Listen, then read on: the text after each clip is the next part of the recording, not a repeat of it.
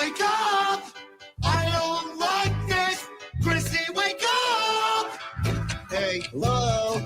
Time to wake up, time to wake up. Can you hear me? Wake up, Chrissy! I don't like this! Chrissy, wake up! Welcome back, everyone, back to Horror with Nads, our upside-down rewatch of Stranger Things. Today, we're discussing Season 4, Episode 6, The Dive. But before we get into it, please do me a solid. Hit that like button, subscribe to the channel if you haven't. Make sure your notification bells are turned on, and share out the stream for a fellow Stranger Things fan. We've got a lot of talking about to do today with Stranger Things. And I'm going to bring on the panel. We've got Rachel and Toonie for today. What's up, everybody? I almost said what's up, guys, but I was like, Rachel, I don't want to assume your gender. Oh, it's okay. I'm glad you didn't assume that I was more than one person as well. Oh, that's true. That's true. Toonie, what time is it over there now? It is still 2:00. Oh well, 3 minutes past already. It's tea. It's tea out of my my souvenir from Cornwall, the Hellfire Club, which was quite. This is the episode to drink this, considering the events and the main character syndrome we're looking into. Yeah, that's true. And of course, tea. How British of you. Rachel, how are you doing? Good. I'm doing well. He went to Cornwall. I went to Vermont, did some leaf peeping. It was really nice. There's a lot of people who just like slow down on the side of the roads. They just don't pay attention. Please don't do that. If you come to New England, don't do that. Wait a minute. What were you doing? Leaf what? Leaf peeping? What is leaf peeping? It's when you drive through the woods and you see the leaves change color because they're peeping through the woods. Yep. Okay. I've never heard anybody say it like that, but that's interesting. I like that. Leaf peeping. I could be getting the peeping wrong. It could be peeking, but I haven't looked it up, and I've always heard peeping, so I should probably look it up. Oh, there goes the cat. Okay. It's okay. Mine is over here sleeping, but I'm sure she'll wake up. As you can see, it's just the three of us. Sketch is away this weekend, and Toxic unfortunately got called into work. But they will be back with us next week, except for Sketch, and then everybody should be back on the 17th together, hopefully.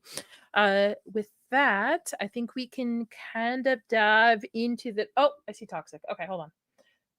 $5 from Toxic. I'm gonna play your favorite clip, Toxic. Don't worry. So sorry, gang, to no show.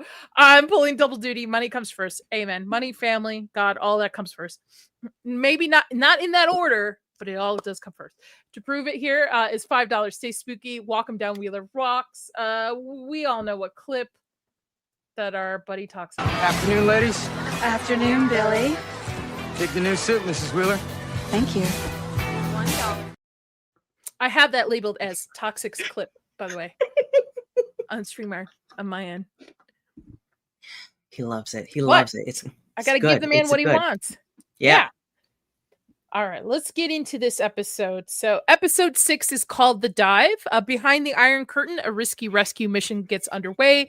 The California crew seeks help from a hacker, and Steve takes one for the team. Oh boy, does he. I will say, we'll get to it, but the setup for this episode, I can't spoil anything because it's Toonie. Fuck. I will say, when I first watched this and I saw Steve, I was like, he's a goner. That's it. We've lost him. And spoiled it for him. You spoiled it for Toonie. I'll live. Yeah, you'll leave. I agree with you, Rachel. I was like, wait a minute, I don't remember it being this bad, but we'll get to it. So similar to what we've been doing for the last couple of streams, instead of just running through the episode, I divided the episode into a slideshow that's divided based off the groups. So we have the California group, we have Hawkins, we have Russia, and then we have 11 by our own. So figure that is the easiest way so that we're not here for 4 hours discussing it, especially with the finale, which is I think like an hour and a half or 2 hours almost. What is the runtime of? Hold on, now I got a runtime of season 4 finale Stranger Things. Oh yeah, And have they I know released it's the runtime 2 for season hours. 5 yet? 2 hours. Oh, Lord. Season 5, from my understanding, most episodes are going to be 2 hours, and then the finale is like 3 hours because, Yeah. we're Okay. going to be here for a while. Yeah. That's another reason why to have our watch party on a Sunday, because it's Yes. 2 hours long. It's 2 hours long. I might even just take like Monday off. Yeah, me too, for real.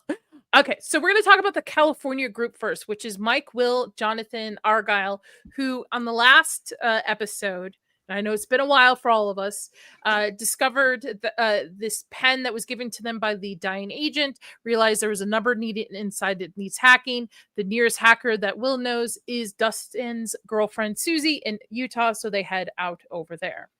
I always feel, even on the rewatch, that the California group is a nothing burger group. Yeah. I felt that way about Russia, like watching it again, and I was just like, oh man, I can't believe they put all this Russia stuff in. This is just like so. But now I'm feeling this way about the California group and not the Russia part, and I'm just like, huh, that's interesting. Yeah, Russia to me is not bad because of how they sprinkle it in, but this California group, I feel it's the filler. It's the filler for the episode. What do you think, Tootie? Yeah. Because your first time watching it. Yeah, I mean, I tolerated it well enough. Especially the joke about we'll get that about how Susie's skills don't quite extend to printing. They just extend to hacking into US. You have my favorite quote. That was literally, I remember that. No, my skills stop at geomapping. Yeah. Well, what's funny is that's exactly the kind of question I would ask anyway. Anyway, but in terms of the Russia stuff, I'm loving the Russia stuff, especially Hopper's lines in the scene that we'll get to, and I'm looking forward to that battle. I'm trying to return the favor of not spoiling the events too early. But how many episodes are there exactly in season 4? Is it 8 or 9? I think it's not. Is it 9? I think 9. Yeah. 9. I'm pretty sure. Hold on. Stranger Things season 4. Yeah, 9. So we have chapter 7, which is going to be the massacre at Hawkins Lab, which will be next week. Then we have chapter 8, Papa, and then chapter 9 is the piggyback, which is the longer of the episodes. Another massacre at Hawkins Lab, do you mean? Nope, it's titled The Massacre at Hawkins Lab. It's the massacre. The massacre. Yeah. Looking at this list, I think, and I don't know if you two agree with me, this episode 6, which is not a bad episode, is the dud of the season, I think, looking at it through it. Because you have episode 1, the Hellfire Club, you have episode 2, Vecna. Everything's kind of already in momentum, right? We've met our villain. They're not laying out things. You get the little bit of Russia, you get the monster and the superhero. Chapter 4 is Dear Billy, which is a big episode for this season. Chapter 5, the last one was the Nina Project, which we're learning about 11. Chapter 6 is kind of like expanding upon each of the storylines a little bit just to get momentum. But you get the massacre of Hawkins Lab next week. You get Papa, which is a big episode too. You don't know, Tony. You might not remember, Rachel, how that episode ends. And then you back, which is like the finale again, and it's 2 hours long. So I feel like, even though, again, this is not a bad TV episode, this is not bad TV, I think it's the dud of the season. Like it's the one that's just the filler in a sense for the season. I could be wrong. I mean, Age of Ultron was the dud of the Avengers movies, not in terms of plot, but in terms of like the top tier character moments. So it's one of those. It's like Endgame was the lesser well written one, but even then, it's like, so. I mean, if one of those is the bottom of the barrel, then you just look forward to the top one, don't you? This is the second stream I've been on today that Age of Ultron has been mentioned. No way. Really? I was just recently on Kata and Atreus show, the new Blackstreet. I was on there for a couple hours, and we brought up Marvel because we were discussing James Gunn and who started the whole like serious moments breaking with a joke, and Katie and I are like, it's Josh Whedon.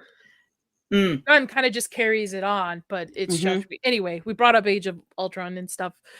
Okay, back to Stranger Things. The reason we are here. So after the ambush, the kids have the pen. They realize they need it. They get to a road trip. They decide to seek out Susie, which is Dustin's girlfriend, for help.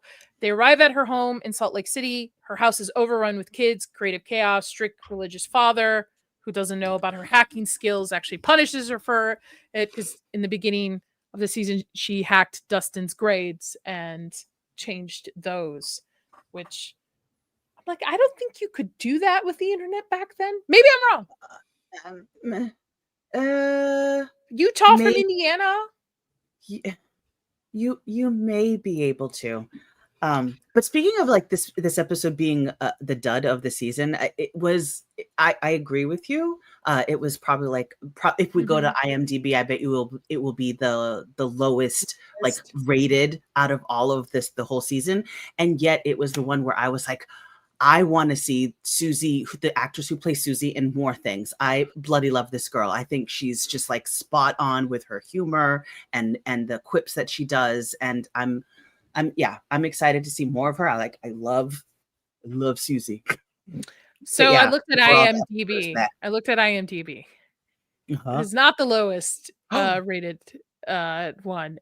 Surprisingly, there's 3 of them that are below. No. Episode 1, episode 2, and episode 5 are all 8.1s out of 10.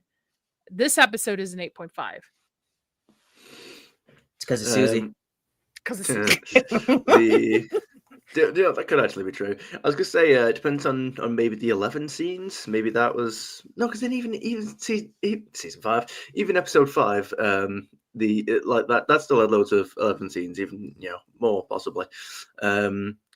I still can't get over like how I found out that Susie was real. It wasn't even through season 3. It was by watching the season 5 trailer.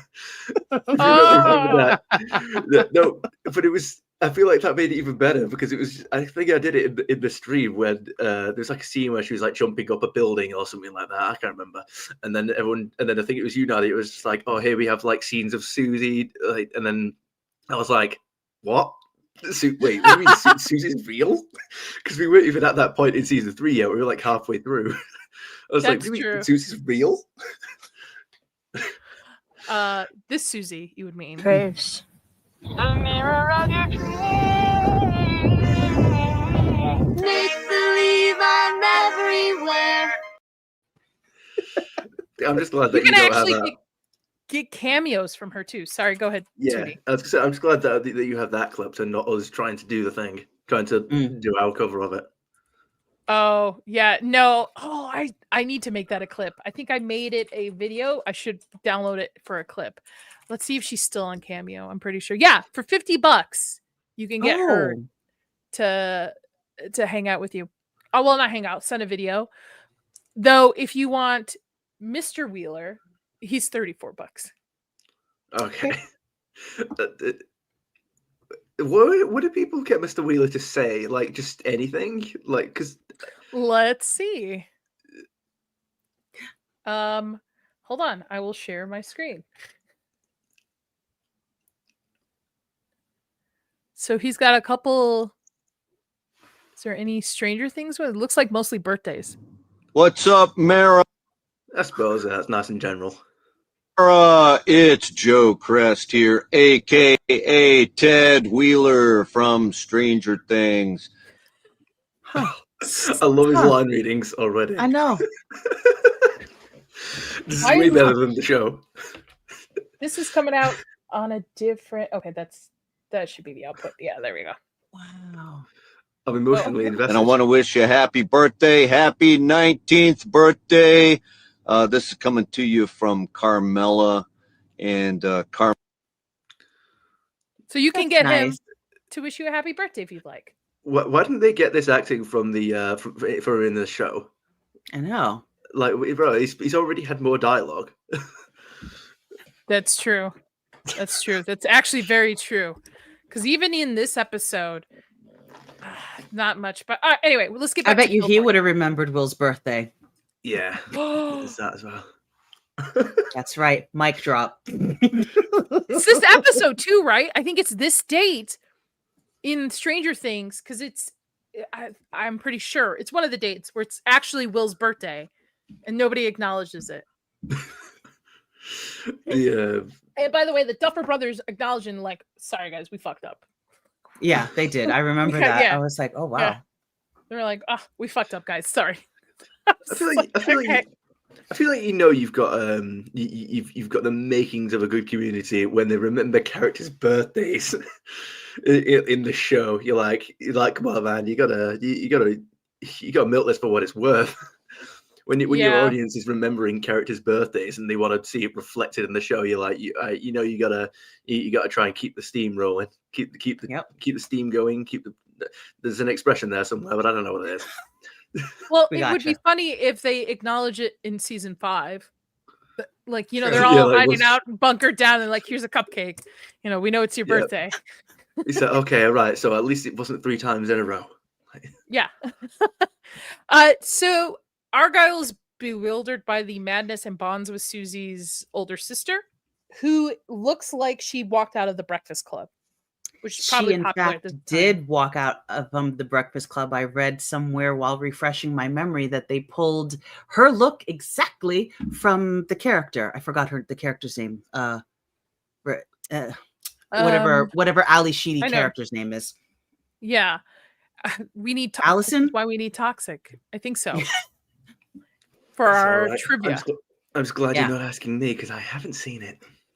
You've never seen the Breakfast Club? Well, you're young. No. You're young. Okay, that's fine. I didn't see it when I was supposed to either. So, and I did see it finally afterwards. Wow, it's okay. Both of us have never seen Rambo or what's the other R? Rocky. So yeah, actually, my brother did show me the first Rocky. Why are you calling me out? And share the pain. And the first Rambo was on TV one time, like years ago. So. I could at least get away with that. Rambo First Blood. And I know it's called First Blood. So when the gang tries to entice Susie to help them, they vaguely describe a 16-bit console for Dustin. She's excited because most consumer computers were still 8-bit at the time. Susie's computer is actually the Amiga 1000, a 16-bit computer that was considered quite advanced for home use in 1986. Mm-hmm. What can I say? She's a hobbyist. She is. I remember having computers like that with the green screen, and I would play like I think one of the first games I played that had color other than the black and green font was Mr. Potato Head, where you would like put this. Okay. We're probably around the same age. You probably know what I'm talking about.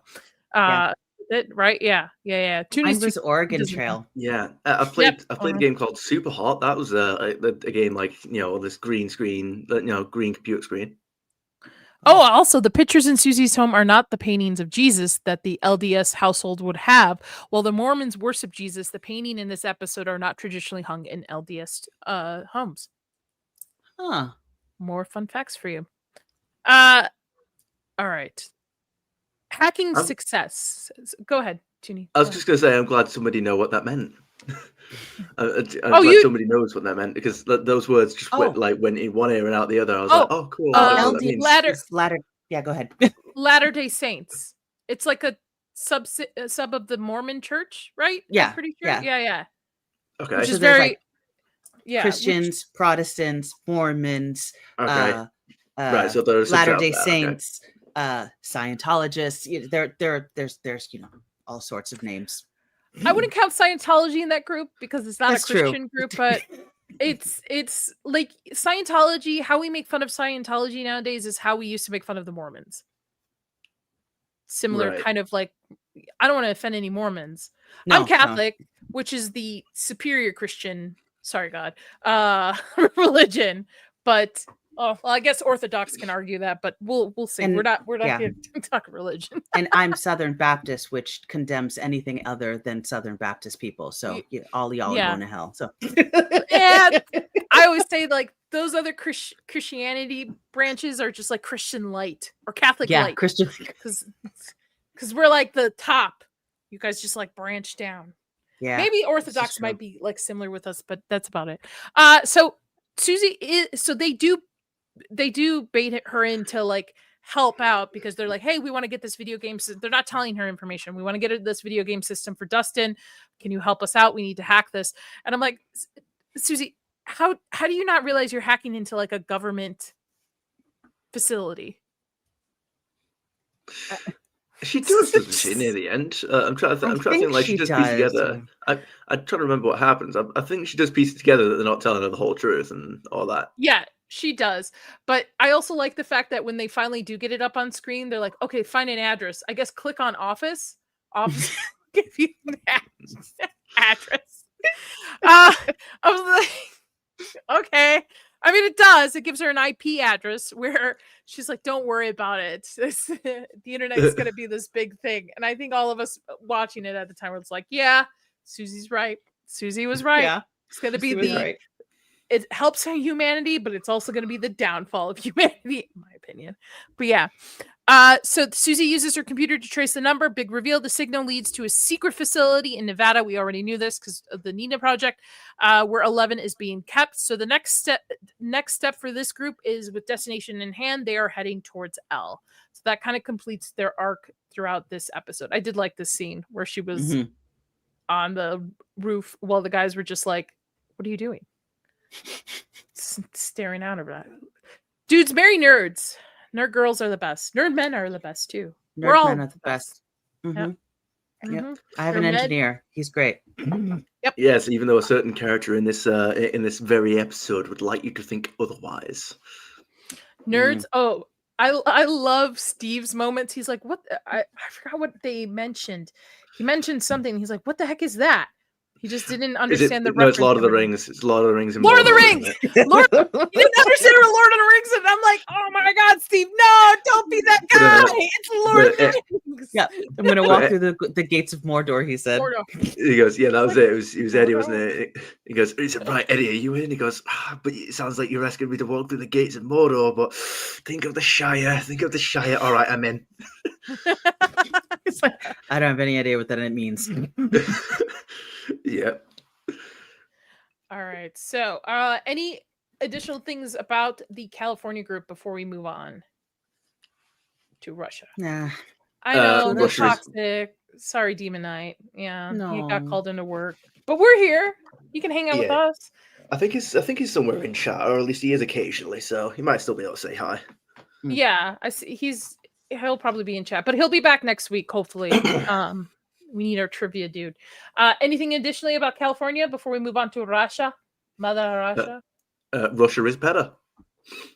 Can't wait to see Susie again. The characters in Russia, not that Russia is better than California, just the characters in the Russia seasons are better than. I mean, Anyway. at this point, Russia might be better than California. Yeah, no, now at this point, Russia's better than California. Yeah. Okay, all right, okay. Well, I've got nothing to do with that. So, I mean, technically, if we go down, you go down too. Like, there's nobody else to come back you up at this point. All right, Russia. So we're going to continue the Hopper, Enzo, Joyce, Murray, and Yuri storyline. Hopper's in despair. In prison, Hopper opens up to Enzo, admitting he feels cursed. That was previous episode. Why is that in my notes? The prisoners are told they will face a beast, which we learn later is the Demogorgon. Hopper knows what it is and braces himself for certain death. I will say, do you remember we've had this discussion where them revealing the American thing at the end of season 3 in Russia, I think takes away from this episode. I think wholeheartedly takes away from this episode. yeah, I wish if there's an interview with the Duffer, I want someone to ask them if they regret that decision and if they think it would have changed the outcourse or how season 4 going into this season if they didn't reveal that at all. So, but I don't think anyone's ever asked them that. So. The thing is that I'm pretty sure it's like really pointless revealing it because it's not like any known character. It's not like we don't even see or hear of anyone being fed to the Demogorgon before this episode, do we? I think we just hear. No, that but somewhere. they mention the American. They walk by a cell and they're like, Season no, 3. no, yeah, no, not the American. Move on. Which I think did two things. One, it it lost the impact of Hopper's sacrifice because Hopper's alive. I Yeah. think Yes. having Yes. not had that, and you can still have had that scene, but just don't mention the American. Just do something in Russia. And 2, this scene as well. What if this whole time we didn't know they had a Demigorgon, and this was the Yeah. reveal to it? That would have been great. I think that would have been more impactful than what they did with that stupid little after Yeah. credits scene. Yeah, definitely. Yeah, Um, toxic. They Yeah. could have played See? it Yeah. closer to the Toxic. vest. Yep. Yeah. Mm-hmm. I love Murray in this though. Murray's badass. Yeah. He's like, I Yeah. know. Murray I- is just judging the writers for their decision in this frame. That's such a What- lively glare. Yeah, what were you Like- thinking? What is wrong with you? Like, if I was to ever show this show to someone new who's never seen it before, when we get to season 3, I would have said, okay, stop right there. Don't even watch the end credits scene. That would have made season 4 more impactful for you then. I yeah, would have should have done that for you, Toonie, but you're Oh, well. covering it on a podcast. You need to know everything. yeah, So Murray eventually uses Yuri as a disguise. He pretends to be him while Joyce plays his prisoner. They successfully get closer to the prison compound where Hopper is being held. But I think though Joyce and Murray has small parts in this episode. It's Hopper's scene. It's Hopper's day in this. It's when they go to the last meal and they have the discussion of what they're up against facing. And I felt chills go down my back as Hopper was explaining what they were about to face the next day. And rewatching this episode, I'm like, how did I not tell this was a last meal for these guys initially? Like, it took me a second to be like, oh, it's not even fattening them up. Yes, that could be true. They're fattening them up for the Demogorgon. But I think it's more so like, here's your last meal, guys. Pig out. I also like. Go on. No, go ahead. Go ahead. I was gonna say I also like how disgusted they are at the food when they realize what it's there for. They're like, because the Yep. first thing they've got that guy who's like somewhere in the middle of the table. He's like, he goes, what they want us strong so that we can. Is that they're fattening us up for the creature. So eat up, it'll make us strong, and then we get to fight the creature and we'll kill it. And then they're all just pigging out, and then. Which I suppose you would be if you were like monster or not. You would be picking out if you'd been fed like that throughout the entire journey in this prison. And then Hopper just decides, right, it's my time to talk. Give me the mic. And then he's like, they're not fattening you. They're not fattening you up to make you strong. They're feeding you because if you don't feed the prey and the prey isn't running around, then the monster will get bored. You can't just dump bodies in front of the monster, in front of a predator. It's like the predator needs sport. It needs prey to chase. It can't just eat, whoever gets in front of it. And then as they say that, and he says, you realize there's basically no way that you lot are killing it. It's very fast and strong. It'll kill all of you before any of you get a chance to do anything. And then all of them are just sort of looking at the food like proper disgusted at it, like they've lost their appetite. So I did like seeing that. Yeah, it was almost like it was filled with poison or something. Like it was. Yeah.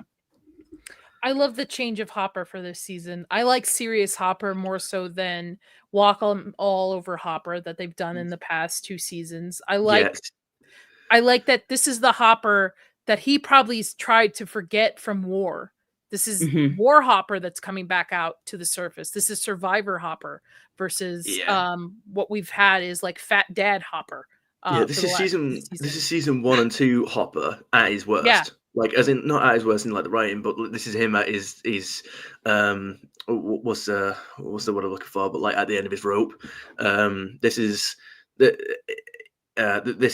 attitude and vibe that we got off season 1 Hopper. But even then, he was like the sheriff in a peaceful town, and he was we could actually see the similarities in the character. Whereas in season 3, he was just it was the Marvel comedy. It's like, okay, let's just have the serious character made fun of for how serious he is, and then anyway. I like this Hopper. I love this Hopper. This is action Hopper. This is the Hopper that we should have seen the last 2 seasons instead of the dim-witted, but I get it. He probably pushed this down. I've never experienced war, and God forbid, like, this is the wars that he experienced are probably the worst, close to the worst type in history, right? The stuff they had to do in Vietnam and things. So I'm sure he like pushed all that down, right? And now all of this trauma is coming to the surface. I mean, we get the episode where he's blaming himself for his child dying early because he himself was, I think it was Code Orange that he was like subject to, and he thinks that caused the reason why his daughter got cancer and stuff and died early and stuff. All this stuff is coming to the surface for him. Yeah, doesn't he say that he thinks he's cursed or something? Like that's why he doesn't have any more children, is because he thinks that like no matter what, I am a bad omen on everyone around me. He says he's cursed, and multiple times in this season, Hawkins has said it's cursed. We brought up the fact that Hawkins is cursed. Like everybody's cursed at this point. It's a thing going through this entire season. I mean, technically, it's Vecna's curse, right? It's a curse that you get upon yourself. So the word curse has been used quite a bit in this season. But yeah, I love the Topper. I'm still looking forward to that mod of Lethal Company getting like developed and evolved over time. It's in Lethal Company, it's like there's a girl that like haunts you and then chases and kills you. But it starts off with you hearing the sound of a grandfather clock, and I was like, "There's 100% a mod that makes that the sound of Vecna's grandfather clock in Stranger Things," and there is. I found it. Yeah, that's so cool. Yes. Yeah, I was like, look, I can already tell that someone's going to mod it even more, probably so that the woman is Vecna and all that kind of stuff. That'd really be funny. Cool. That's awesome. That's really cool. I think what I want to do is next Friday when we're back for episode 7, spend some time talking about a little bit of the Stranger Things news that has come out. So there's a bunch of merch that's come out. We can talk about that just to kind of touch base. I've seen specialty shoes. I've seen specialty stuff left and right, and they're definitely aiming up for merch coming out soon. So should be interesting. Yeah. With it. I do also like go ahead, Rachel. I saw you were going to say something. Oh, no, it was just about how I want some Stranger Things merch. I don't have any. And I was like, you don't have any? No, I don't. I even have a t-shirt. I know I should get some. I don't know why I didn't get on the bandwagon. I don't know. I'm a weird one. Should we do that for season 5? We all got some form of like we all got some form of like Hellfire type of like Cigna going.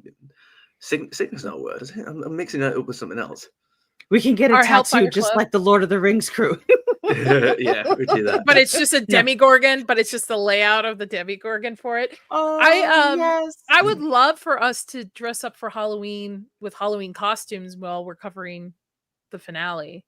I know I'm in. I will be a princess. Yes, Okay. that's my costume because I'll be in North Carolina with kids. I'm totally cool with that. I'm totally cool with it. And yes, Toxic, that means you have to dress up too. I know he's rolling his eyes about it. So it doesn't have to be Stranger Things costumes, just costumes in general, because we're going to be talking about the finale on Halloween. Might as well have fun with it. Yeah. Cool. I don't know yet what I'm dressing up as, but I'll figure it out. I do. It's not like some kind of fictional character or anything. It is an outfit with an origin story for my first job. That's what's going to happen. Ooh. It's Okay. you'll see whenever we do that stream. I'm sure Toxic is going to have a whale of a time when he sees it. Toxic's going to be like, I'll I'm a say. security guard. That's my costume. I'm a night knocker. That's my costume. This is No, it. I'm the guy. I'm going to be dressing as the guy he will not let into the hotel. That's what's going to happen. Oh no. Yeah. Oh, okay. No, I was no, thinking no. you had some sort Yeah. of movie theater like costume as well, like he has for a Regal. So that's what I thought it was going to be. That's pretty good. That's pretty good. Chris and I decided what we're doing 2 Halloween costume sets this year. So we're already one for a wedding that we have to go to, and it's a Halloween reception. So they're encouraging people to wear costumes, and then one for Halloween itself. Actually, I get 3 costumes because I'm not going to stream in that costume. So yeah, I love costumes. They're fun. Yeah, they're fun. Yeah, don't boohoo it. Don't boohoo it. I love the relationship between these two, as it is Blossom. They have really good chemistry on set. I love how in It's this great. frame, Enzo, that's his name, Enzo. I was trying to remember it. Enzo was 100% told, like in direction, to do your main character face, because that's Yeah. that's just the scene that he's doing. He's like right, this is the shocked scene. Did- look into the direction of the camera and like pretend like you're absolutely shocked and amazed. Mhm. Did either of you watch it with subtitles? Yeah, I usually watch most things with subtitles. It's just a habit Yes. I've always Okay. had from when I was a kid. So I watched it with subtitles, and you guys noticed too when Enzo was translating back to the Russian guys what Hopper was saying about the Demigorgon and stuff. They didn't put any subtitles on the screen. They just allowed, well, mostly because you're already listening English. You're listening to what Hopper is saying. He's just a direct response to it. But yeah, they didn't translate them on the screen. I thought that was interesting. Is it because think you maybe can is it because see- he's speaking 'Cause gibberish and not actual rubbish, Russian? No, he's speaking actual Russian, but Hopper is Okay. speaking English, and Hopper's mic is louder. His volume is louder than Enzo's. You can just hear him speaking Russian to the guy in the background while Yeah. Hopper's like explaining what's going on. So I thought that was clever. I don't know. I'm a nerd. I thought that was kind of a clever sound design effect for it. Not Yeah. only sound design effect, but also directing in the sense of like Mhm. you don't need dialogue. You just need to see the look on that guy's face who's being told he's Yeah. about to be fed and how that changes exactly. Yeah. You don't need a translation. It's the same with this shot right here. Like your most expressive look. I think that's what this episode should have been called. Your most expressive look. I like that. Yeah, man, I keep saying it, but I really like this is the Hopper I hope we see for season 5. Yeah. Yes, it's either this Mhm. Hopper or season 3 Hopper, and that's going to determine the effect of season 5. Going into it, like what the like what's the starting mood of season 5 when you're watching each episode? Is am I enjoying Hopper's presence or am I really hating it? Yeah. And so Russia's story concludes with Enzo and Hopper getting into a fight. Hopper egging him on, saying like your kid's not proud of you, like look where you are, like you're never going to amount to anything, and starting a fight for him to steal a lighter off one of the soldiers, because at the end of this episode he says like the only thing that kills this thing is going to be fire. Yeah. Which I if you watch can't the opening of the Stranger Things clip I play in the beginning of Stranger Things episodes, it's Hopper with his flaming sword. Fair enough. Yeah. What was I going to say? And then isn't it Murray with like a flamethrower or something like that? There we go. That comes later on, but yes, Yeah. you're right. Which, by the No way, I worries. want a flamethrower. I want a flamethrower so bad. My husband keeps showing me little pew pews he wants to buy, and I'm like, we don't no more pew pews Okay. until I get a flamethrower. I want a flamethrower, and he's like, "What do you need a flamethrower? What do you use I feel like that's the stupidest question. Why do you need a flamethrower? What do you do with a flamethrower? You light shit on fire. That's what I want to do. Yeah. It's like That's what out you in do the with the- desert, you're gonna start fires, like forest fires. It's like, no, we'll contain it. I just want to like put stuff out in the desert and just but I don't want the little guy that you gotta like pump it and you're like, I want the one that looks like a gun and it's just like, Yeah. I want the The- yeah, the- Tesla one. The Yeah. one when you're racking up the one where you're racking up skill points in a room full of enemies. Them ones. Yes, I want a flamethrower. I also want a grenade launcher, but I know that can't be given to civilians. I understand. I get it. A flamethrower can? A flamethrower can? What? A flamethrower, yes, you can buy, because a flamethrower you can utilize in certain jobs to like get rid of shrubbery and stuff like that. So flamethrowers you can buy as a civilian. Grenade launchers you can't. Well, The grenade launcher is the one that you can put on your shoulder and it goes like, Yeah. I want one. I mean, not to be Yeah. stereotypical, I would like one too, but they're very dangerous. So obviously know. they're not going to give them to Only everybody. if And Only you if can buy miss. ones that are like decommissioned. Like if you want a display piece, they're very expensive. And Texan now I'm looking over here at this empty wall, and I'm like, "Hi, Megan." I'm a little afraid of you. Megan's afraid of She's terrified, Every Texas. wall, I'm like, I'm a little you know scared of what? Nadia. A grenade launcher would look really good on that wall right there. Anyway, I want a flamethrower. Listen, sometimes you just want to light shit on fire legally. That's why I make creme that? brulees. Can we just clip the Yeah. bit where she looks at a wall and just goes, a grenade launcher would look really good on that wall. Like, just I want to clip that. Really nice. It's a big blank wall. It would look really nice. Decommissioned. I get it. I don't even know if you can still get them, but yeah, I would love a grenade launcher. A flamethrower and a grenade launcher. Oh, it's like Christmas morning. Yeah, you'd be like Nicholas Angel in Hot Fuzz, like grenade launcher on one shoulder, a flamethrower on the other. Oh, you Here know we what? go. My brother's in the National Guard. I'll ask him and scare him just a little bit and be like, so do they sell decommissioned grenade launchers? Just ask him for a friend. And can you commission them? It wouldn't even be a lie. That's the funny thing, Rachel. I You know. are asking for a friend. It would be a Christmas morning for me, man.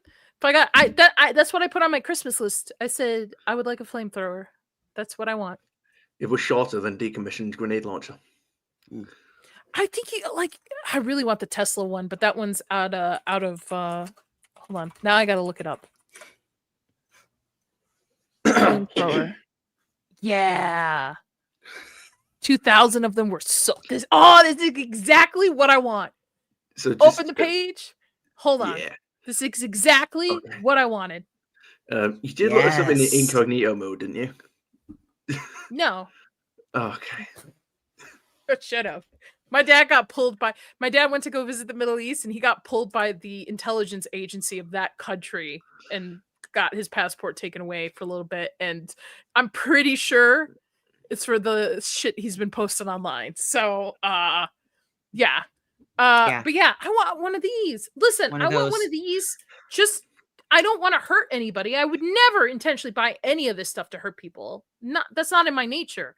I just want to light non-people objects on fire. The Boring Company. Like, is that too much for a girl to ask? Non-people objects. I don't want anything that is alive unless it's like plants. Sorry. But Yeah, I would never harm an animal unless it's a spider. I don't know if I should use a spider against this. I would never harm a person. Never in a million years. Like never. You know me. That's not my intent. But I want to light some shit on fire. I mean, the Mind Flayer has like half as many legs as a spider. You know.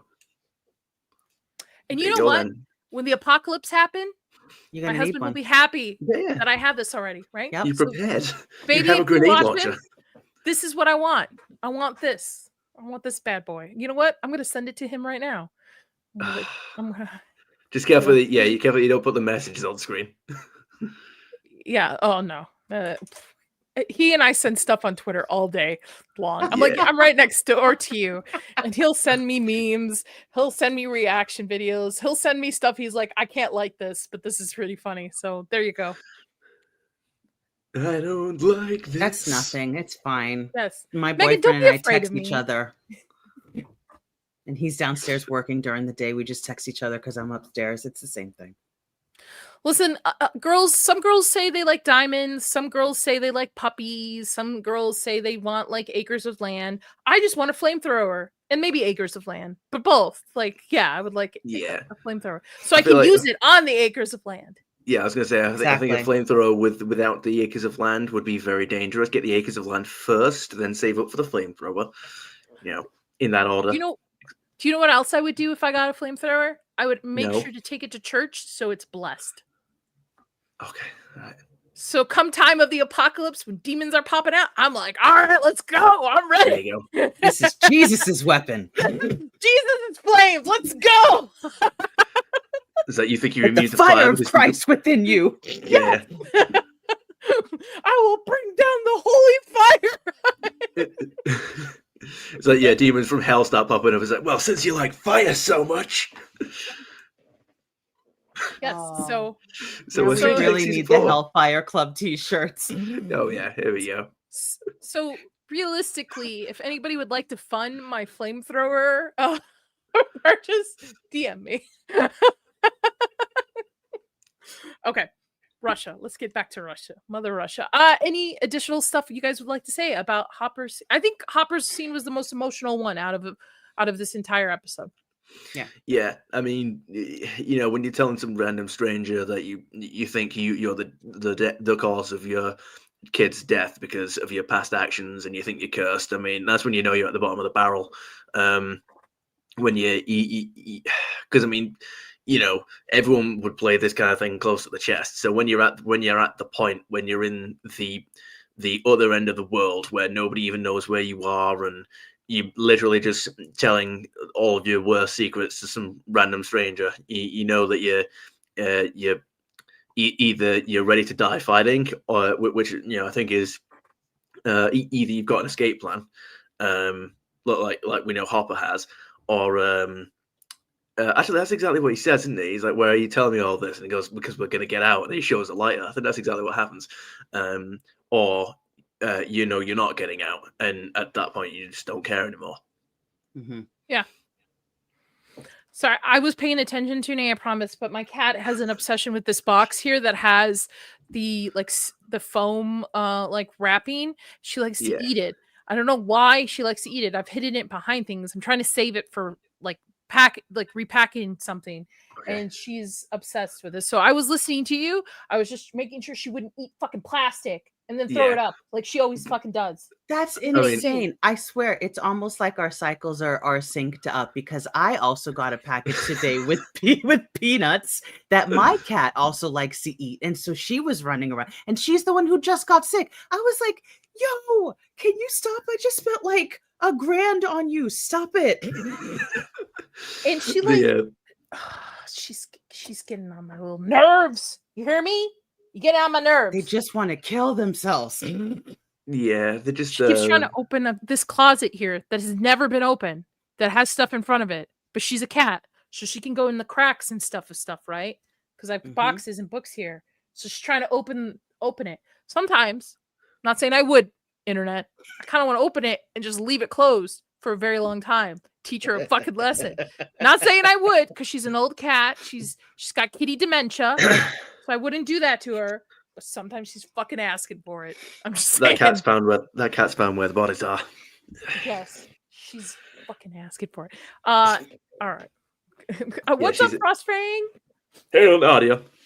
Hail. What's going on? Yeah, the cat's found the gateway to Vecna's dimension. She's cats are something, man. Cats are Yeah, they are. Frostfang is from the new Black Street I was on earlier, where everybody called me a gilf. Guilt? Okay. Gilf. Oh. Yeah, I'm not even out of my 30s yet because I have gray hair. Everybody thinks I'm a fucking gram. I thought it just Frostfang didn't call me that. No. Yeah. It's grandmother. grandmother. Yeah. Oh, Frostfang, I'm not calling you out. It's not you. I'm not even calling. I think it's hilarious, but yes. Well, I think you should just rephrase it to say girl, not grand. Girl. Still, girl. I'm like, the gray hair is a genetic defect. Like, it's because of my disease. It's a genetic defect. But yes. Nice. Hi, I'm new. What's up, Angela? Hi, Angela. Welcome. You missed my whole flamethrower discussion. Maybe that's okay. Maybe it'll be in the VOD. You know what? I'm sure it'll come up again. For Halloween, that will be a chat goal. Ooh. Donate to my flamethrower. Donate to the flamethrower, and Nadia will go see every single Alien movie that comes out for the next year. Yeah, Never. I would feel right if I didn't say it. I don't know that you like that. Like, let's have a donation goal to buy a flamethrower. You're like, yeah, I don't know. Right, that's why we rephrase it to other things. Buy a flamethrower in Minecraft. Yes. I love it. We love Stranger Things too. Oh, your Stranger Things is your little PFP? That's awesome. That is great, completely right. Frostfang season 4 is better than I remember the first time I watched it. It's a well-constructed season. Yep, season 4 brought a lot of people back after the debacle season 3. Y'all are funny. There's only 3 of us now. Wait till the whole panel's back. I appreciate you calling us funny. I hope you think that by the end of the stream. Yes, appreciate it. Okay. Do you have anything additional to say about Russia, Rachel, before we move on? No. I think Okay. it's better than California. So Mother Russia. Frostmate, Sketch isn't here. He's our season 3 propagandist. So, but I agree. I think season 3 got a lot of slack, but on the rewatch, there are some pretty high moments for it. So, oh no. Yes. Oh no. So just so you know, Angela, what we do with these episodes is we break them down based off the group storyline. So we just covered California earlier in the stream. We're finishing up with Russia. We're going to move on to the Hawkins storyline, which I think is a little bit more of the meat versus 11. So here we go. Oh, I don't know and why. Toonie hasn't seen it, so no spoilers in the chat because it's You're right. Toonie's first time watching it. Yeah, We're only 2 episodes. We've only got 2 episodes left after this, haven't we? And then it's all bets are off. Nobody knows what the spoilers are. Although I would like to point out, I looked at the wrong place for the camera because my camera's moved location. So I don't know if you caught that. It's okay. I looked over here and it's like, no, it's not there anymore. Also, I got a Hawkins Tiger 1986 shirt recently. If anyone gets the reference, I actually have a Hawkins Tiger 1986 jacket I got recently. So I got you. Okay, cool. Okay. All right. We're going to talk about the Hawkins group now because this is Hawkins and 11 are probably the primary storylines in this episode. So we've got Nancy, Steve, Robin, Eddie, Dustin, Max, and Lucas, and Erica, because you can't spell America without Erica. So the Hawkins teens are trying to figure out each of Vecna's killings rips open a gate. So they're trying to figure out a gate. We know, spoilers, right? They find a gate at the bottom of the lake where the last kid was killed. On top of that, while they're trying to figure out that with that group, we have the basketball team, Jason, leading the charge of Hawkins versus the Hellfire Club, which is Eddie, Mike, and Dustin and Lucas in that club. Their parents are freaking out too. There's a town hall. So there's 2 big storylines happening within Hawkins that interchange because Eddie is still on the hunt and they're still trying to find Eddie. The cops and stuff. So they had a little town square meeting where Jason, after seeing the trauma of his classmate being killed, but also having Eddie nearby, but also not realizing like this doesn't make sense. Whatever. Anyway, they have a little town hall and he comes in and he's basically putting the town up in arms, pitchforks to go after Eddie and the Hellfire Club. Yeah, you can definitely tell that by the end of that speech, he saw the +7 Paragon points show up on his head, like it was playing an RPG. He knew it was like, all right, it's speech time. This guy, he definitely thinks he's the main character. Yes. Mm-hmm. Yes. Mm-hmm. Jason. Like, Yeah. You're the ancillary antagonist. Mm-hmm. And the way they have this shot here, he's got his flock behind him, just all lined up. He's got his party, so to speak. Mm-hmm. Yeah. And I get it. They're mourning the loss of. He's not only mourning the loss of his high school sweetheart, his girlfriend. He's also now mourning the loss of one of his classmates. He doesn't know what he's going to say. Any one of us put in that situation. Well, maybe not me. Any normal person who doesn't watch the amount of horror movies I've watched, put in that normal situation, would have been like, "What the fuck is going on?" You know? I believe the character, sure. Yeah, he's mean. He is mean. He's very mean. He's main character syndrome. He's a typical like captain of the basketball team, kind of written in the 80s. Yeah. I see Frost, you said main character syndrome. And by George, man, he has got to be related somehow to Glenn Powell. He looks just like him. Really? You think so? I think he looks like his younger brother. No? Is it just me? Maybe it's just me. I think it's just you. It's my I mean, I guess I can kind of see it. I very much doubt they actually are related, but I can kind of see a little bit of similarity, I suppose, in terms of the younger brother. Like, you know, if we're going with that, it could also just be blonde hair, blue eyes, kind of hair, the shape the same way. So, yeah. The only thing that I'll say in terms of his speech, though, while Nadia is doing her research into Jason, is that in relation to the whole, like, the big Christian speech that he does, I'm wondering how much he actually believes it and how much he's just trying to rile the town up against a guy he thinks killed his girlfriend. Because obviously he hates Eddie for justifiable reasons, like whether they're you know, they're not actually right, but they're well founded, they're well reasoned. But I don't know how much he actually believes in the satanic ritual stuff. I think he's still going off of just the idea that like he murdered Christie. I don't, because I'm just trying to think of like any time throughout the season before like this most recent episode that he really said anything, anything Christian. Like we never really saw any kind of belief system from him until the murders, and then all of a sudden he's and then the moment he gets in front of the town, he's like satanic panic. He just goes all satanic panic mode. And I'm like, I don't know how much he actually believes it. I would give him an excuse because most of the time when people experience traumatic events, that is when they actually turn back to God or they turn to religion during those times.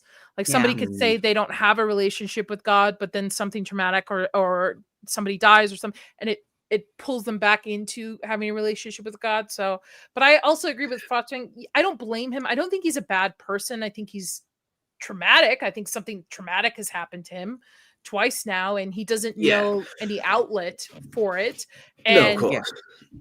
And satanic panic was a big thing during the time in the 80s here, so most people would have blamed it anyway. You got to remember, these kids are supposed to be growing up in the 80s where they didn't have the internet to go look up stuff. They didn't have they were a tight-knit community. You basically knew like your hometown and maybe the college you went to, but then you were back in your hometown.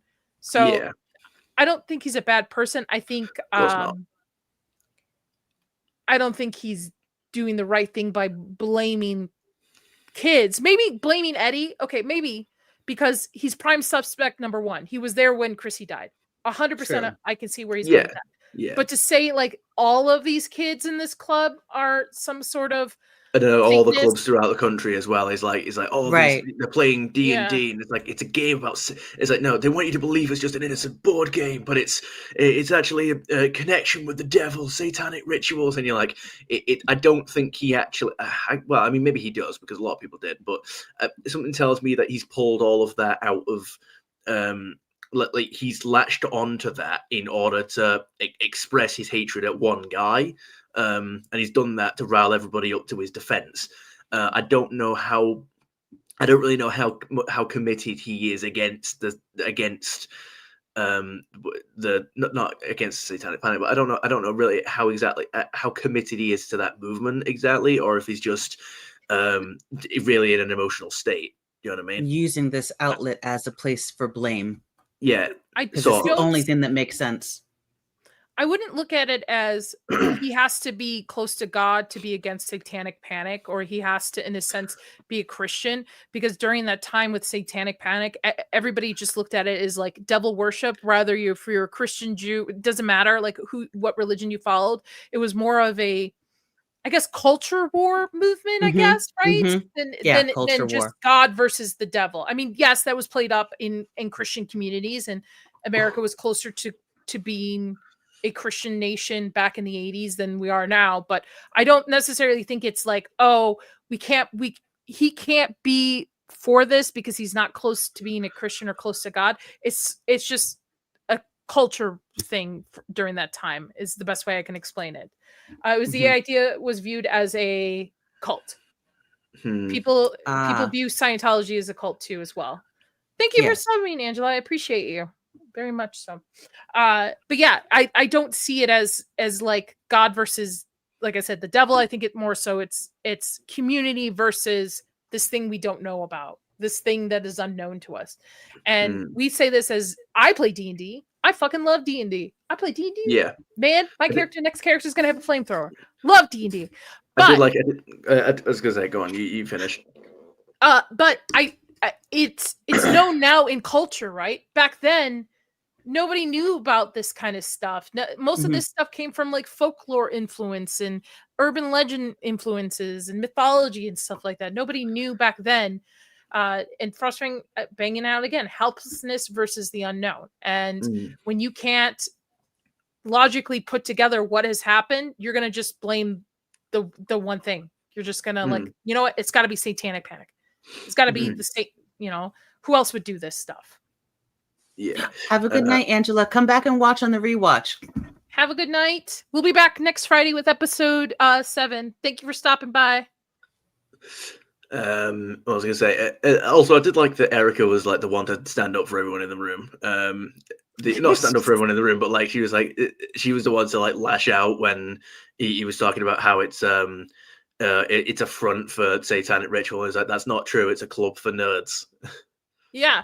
She did have like she's a little in it. out there. Yeah, Right. And I would have reacted the same way. I would have stood up just like Erica did and been like, yo, This is it's literally bullshit. not. yeah. It's like the game is literally the game is literally about like knights and warriors fighting back against the demons and their influence. Like it's the opposite. It's the whole Doom thing. It's like everyone thinks that is everyone. I mean, but I think there was a few people somewhere along the line that thought that said like Doom is desensitizing people to violence, and it's like, I mean, you play as this built different guy who massacres literally armies of demons. I feel like that's as Christian as it gets. Yeah.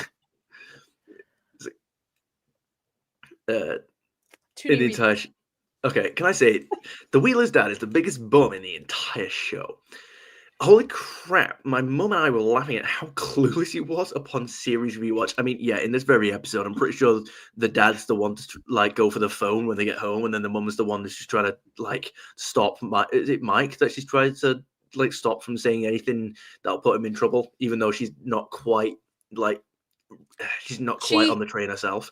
She broke down against them and say like, our kids are not killers. Like, you need to stop. Like, our kids are not killers. And I agree. Ted Wheeler is the biggest bum on this entire series. However, for $34, Frostfang, you can get a cameo from him if you want. We were discussing that earlier, but yeah, no, he's one of the. But I feel, and I didn't grow up in the '80s. I'm a '90s baby. My dad was very like he knew what was going on in his kid's life. Like my dad didn't know a lick about anime, but he would go get me like anime stuff. Like he was trying. I feel dads in the 80s though, because of the generation that they're coming from, they weren't as into their kids' lives as like, as long as they were healthy, home on time, and you knew where they at, that's all they cared about. And they're getting their education. They didn't care about like any additional extracurricular. Now that might not be all dads. Don't get me wrong. We love dads here. We love dads, but I think it's just, you couldn't see an 80s dad unless he grew up with it playing D&D with their kids. Like it was like pop culture was off the table. Yeah. Also, Frostbang has got something to say. Oh, no wonder the mom wanted to bang Billy. Play the clip now, yeah. Oh, play the clip. Okay, hold on. Afternoon, ladies. Afternoon, Billy. Take the new suit, Mrs. Wheeler. Thank you. $1. The music in that will always be my favorite bit. I believe Nancy gave an in-depth explanation of her mom and dad relationship season 1 where Jonathan were practicing shooting. Yeah. That's why I think Nancy's going to end up with Steve. Yeah. I hope so. Again, I feel like too many people want that, and they're probably going to go for the shock ending where that nobody likes. I feel like they're probably going to do I'm calling it now. They're going to do a Game of Thrones thing. Like nobody gets what they want. I don't think so. I think she's going to end up with Steve because they gave us the red herring in this episode of him, quote unquote, potentially dying at the end of this episode. So like, I think they wouldn't do that again. And Jonathan and her are just so, I don't want to say different, but just, he's not what she's looking for. Exactly. You can tell. Look at the way she looks at him. I know. Apparently Jonathan doesn't have muscles, I guess. I don't know. Like the way she looks at him at the end of this episode when on the boat, I was like, okay, Nancy. All right. You do start to wonder sometimes like how Jonathan actually like beat Steve. I'd have to watch that fight scene again just to see if it really is believable. But I suppose did he catch him by surprise? I can't remember. In season 1, I mean, by the way.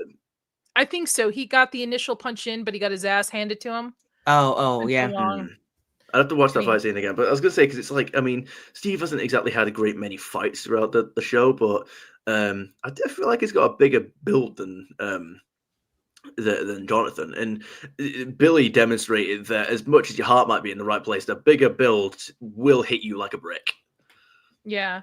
It's like, I think Jonathan's going to well, okay, so I think Jonathan's going to sacrifice himself in season 5. I think he's going to sacrifice him, but there's a handicap to that potentially that could not happen because I don't see them putting Joyce through another, like a kid dying, like one of her kids dying after what she's gone through with Will. I have been going through the Deadpool list and also the bingo card, and I was like, I landed on they're not going to kill any of the buyers. Like none of the buyers are going to die. But they might kill Steve. They might kill Steve. Have we ever been introduced to Steve's family? Nope. Don't need him. That's a good question. Yeah, exactly. I know. I want Steve and Nancy together, but that bingo card. If I make that bingo card, that will be a losing bingo card.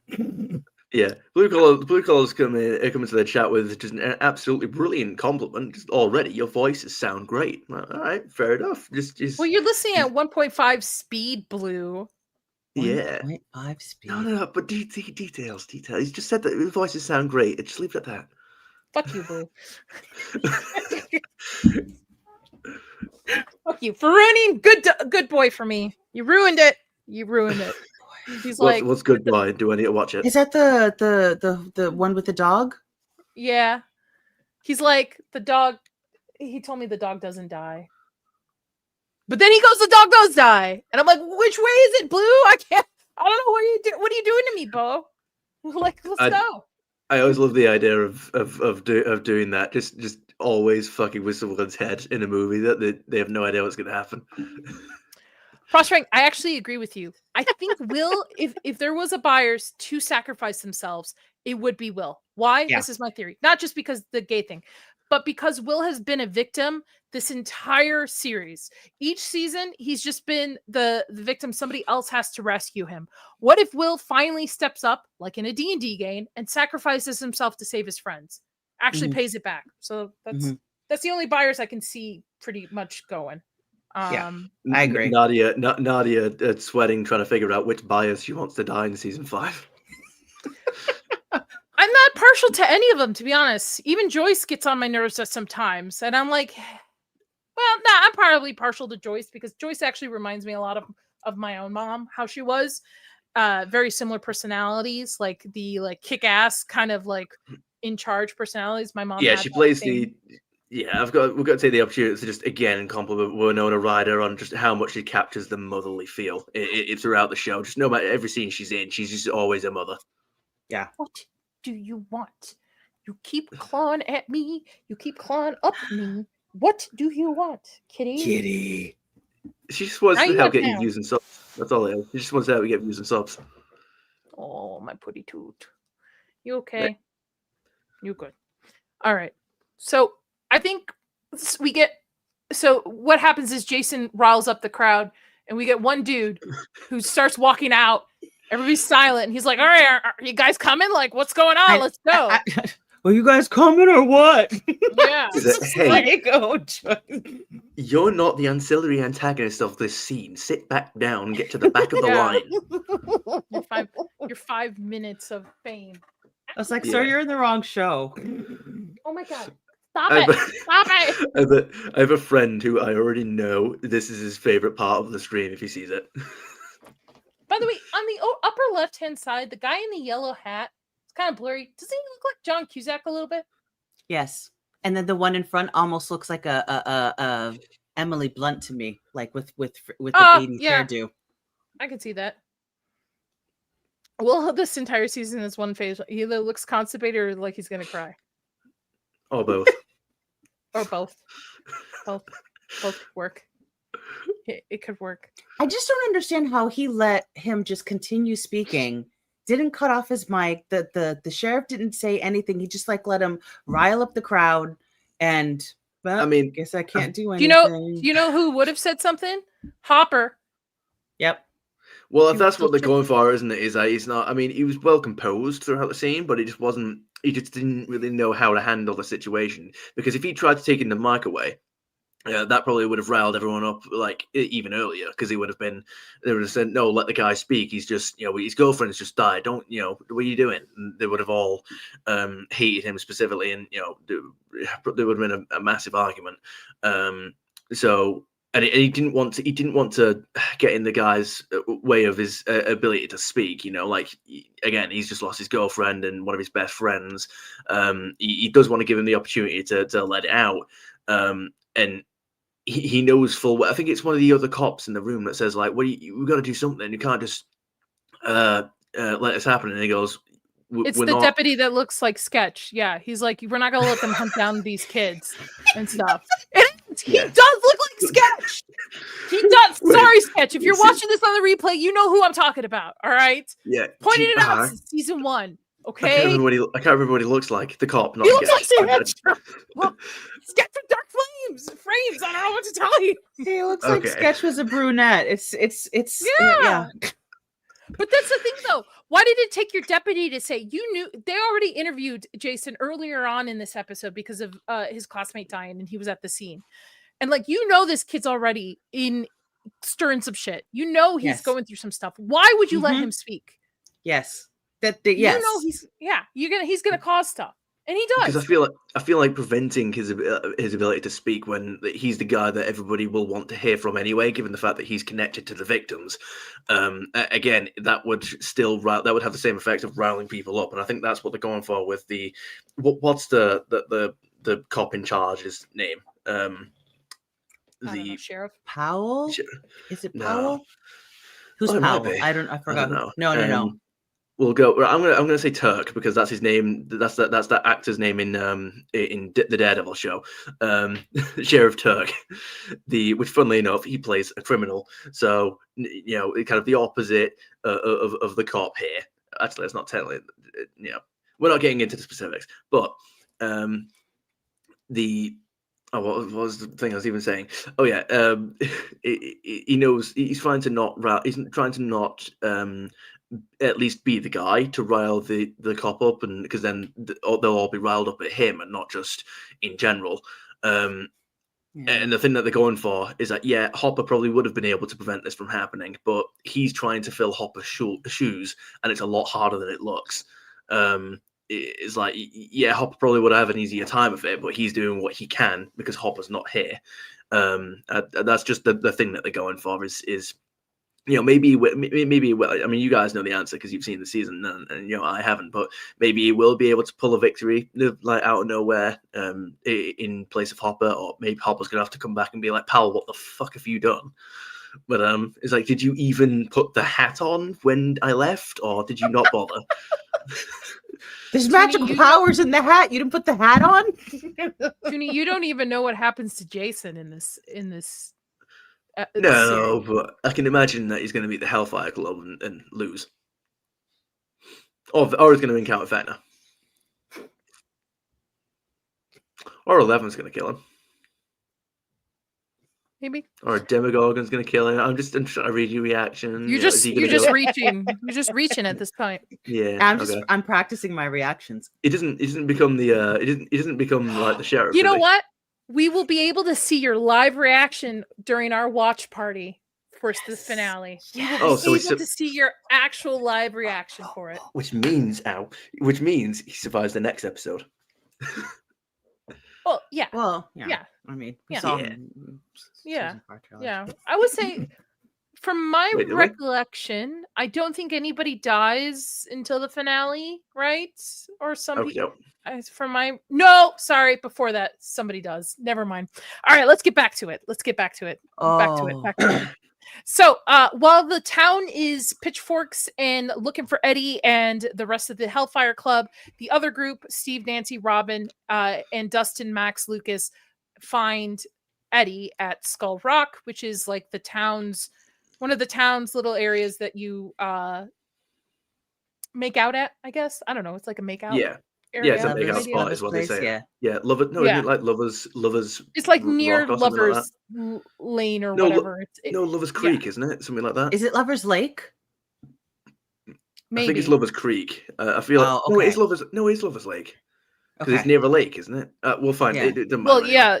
They gotta make so Dustin realizes his compass is going haywire the closer they get to Skull Rock, which leads the crew to figure out that there must be something near that's throwing it off, potentially a rip, just like the rip at the labs in the last couple of seasons, a gateway to the upside down. Yeah. So they decided that maybe they should go look in the lake where the last kid died, right? Eddie, you coming along? Well, it sounds like you're asking me to walk to the gates of Mordor, but Shire is burning. Okay, I'm in. What the fuck is Lord of the Rings? Mordor. Steve, it's okay. You're pretty. That's the excuse for it. I think I have. Wait a minute. I have a clip from this. Drive a stake through his heart, if he even has a heart. A stake? Is he like a vamp? Is he a vampire? It was a metaphor. I mean, Is he a that's vampire? if you were Steve, you would be asking these questions, wouldn't you? Because again, they're all talking like nerd stuff, and you just have no idea what they're talking about. Yeah, absolutely. I have to play this other clip. I'm so sorry. I like this one Obsessed too. with clocks. Maybe he's like a clockmaker or something? Think you cracked the case, Steve. I love that it cuts off before Dustin finishes it. It's like, I think you cracked the case, Steve. yeah, I think Eddie's still alive, so that's my theory. I agree. yeah. We'll have to get I think Frostbang back in here to say he's a 2-season side character. Just amend the statement. It's funny that when Nadia was saying, "Oh no, one person does die," she's thinking of a different person to what everybody else does. Yeah. I was thinking of somebody else. Yeah. There might be more than one, but there is definitely another one that I was thinking about that happens before the end of the season. Right? I think so. I believe you are correct. I usually am. I'm looking forward to Eddie's death scene. Who's death scene? Who? Huh? What? By the way, I didn't even count Eddie entirely in that at all. It was pretty definite. No. We never saw a body. We saw a body of Barb.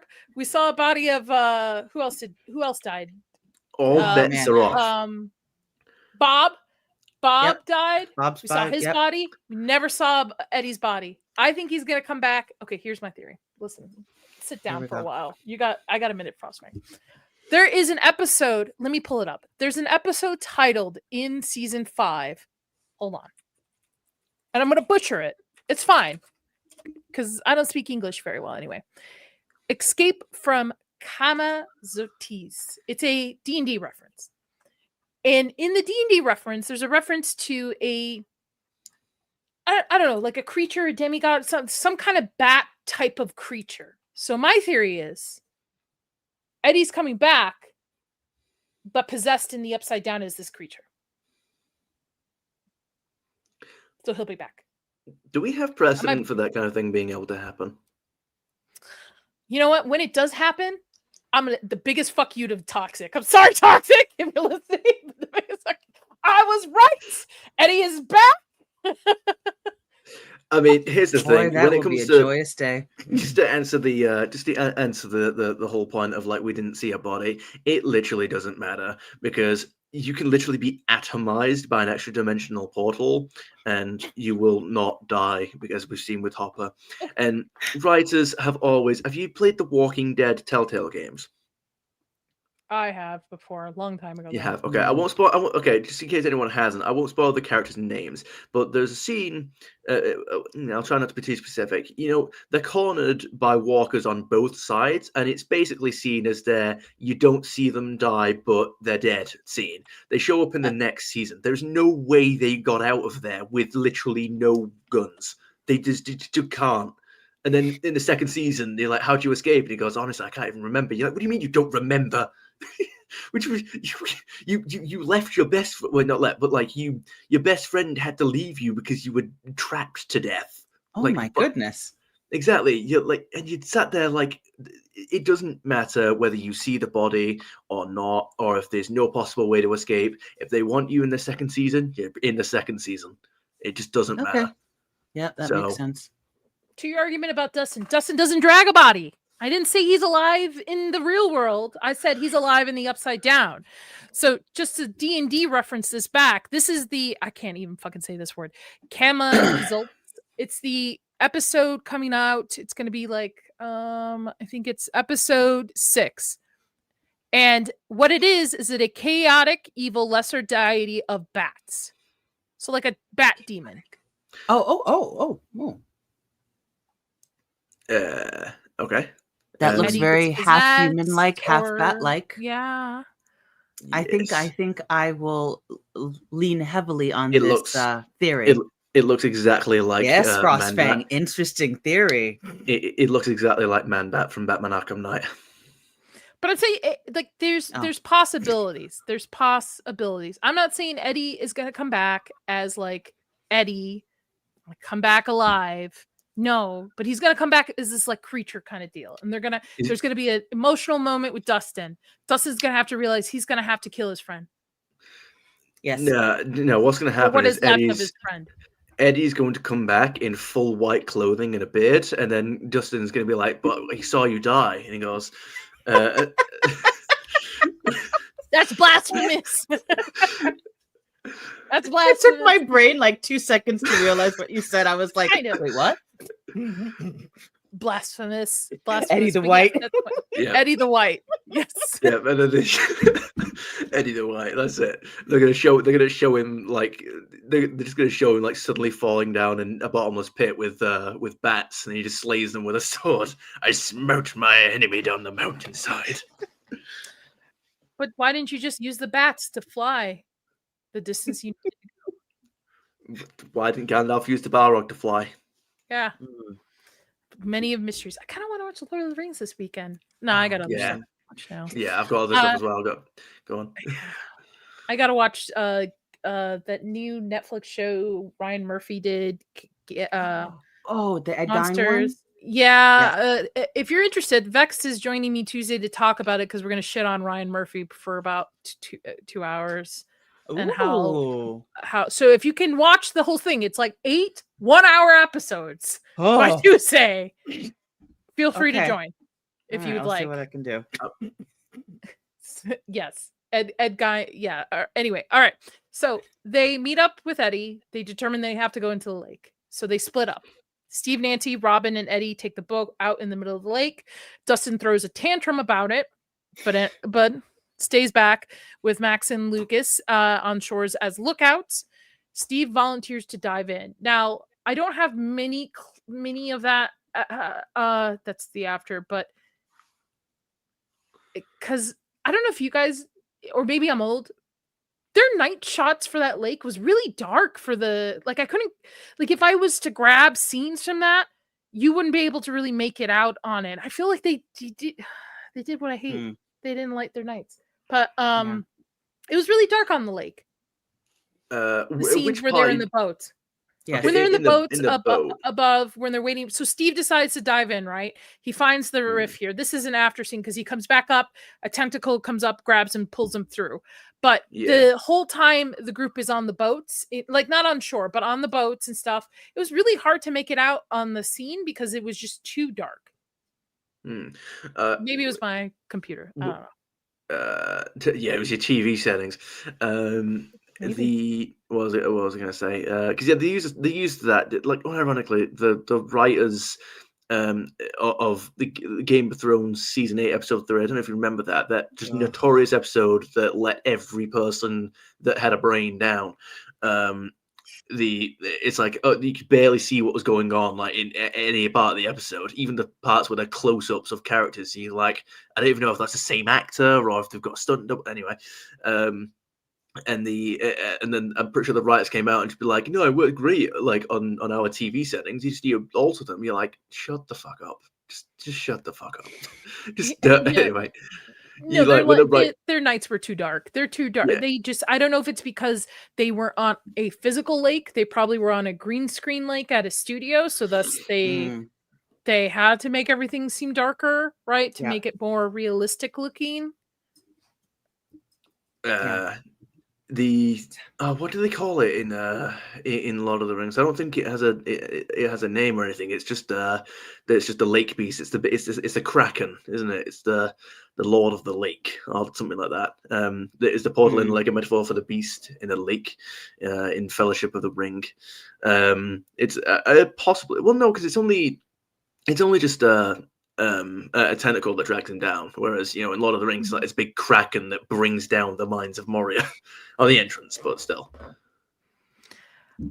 Anybody else catch the Nancy looking at him? Yeah. Yes, I did actually. Yeah. I did. And then Robin You noticing caught it. I too. caught it. Robin caught it. We all Yep. caught it. Yeah. Hey, better in the final season of Game of Thrones. I think this is what you're talking about, Toonie, where you can see anything.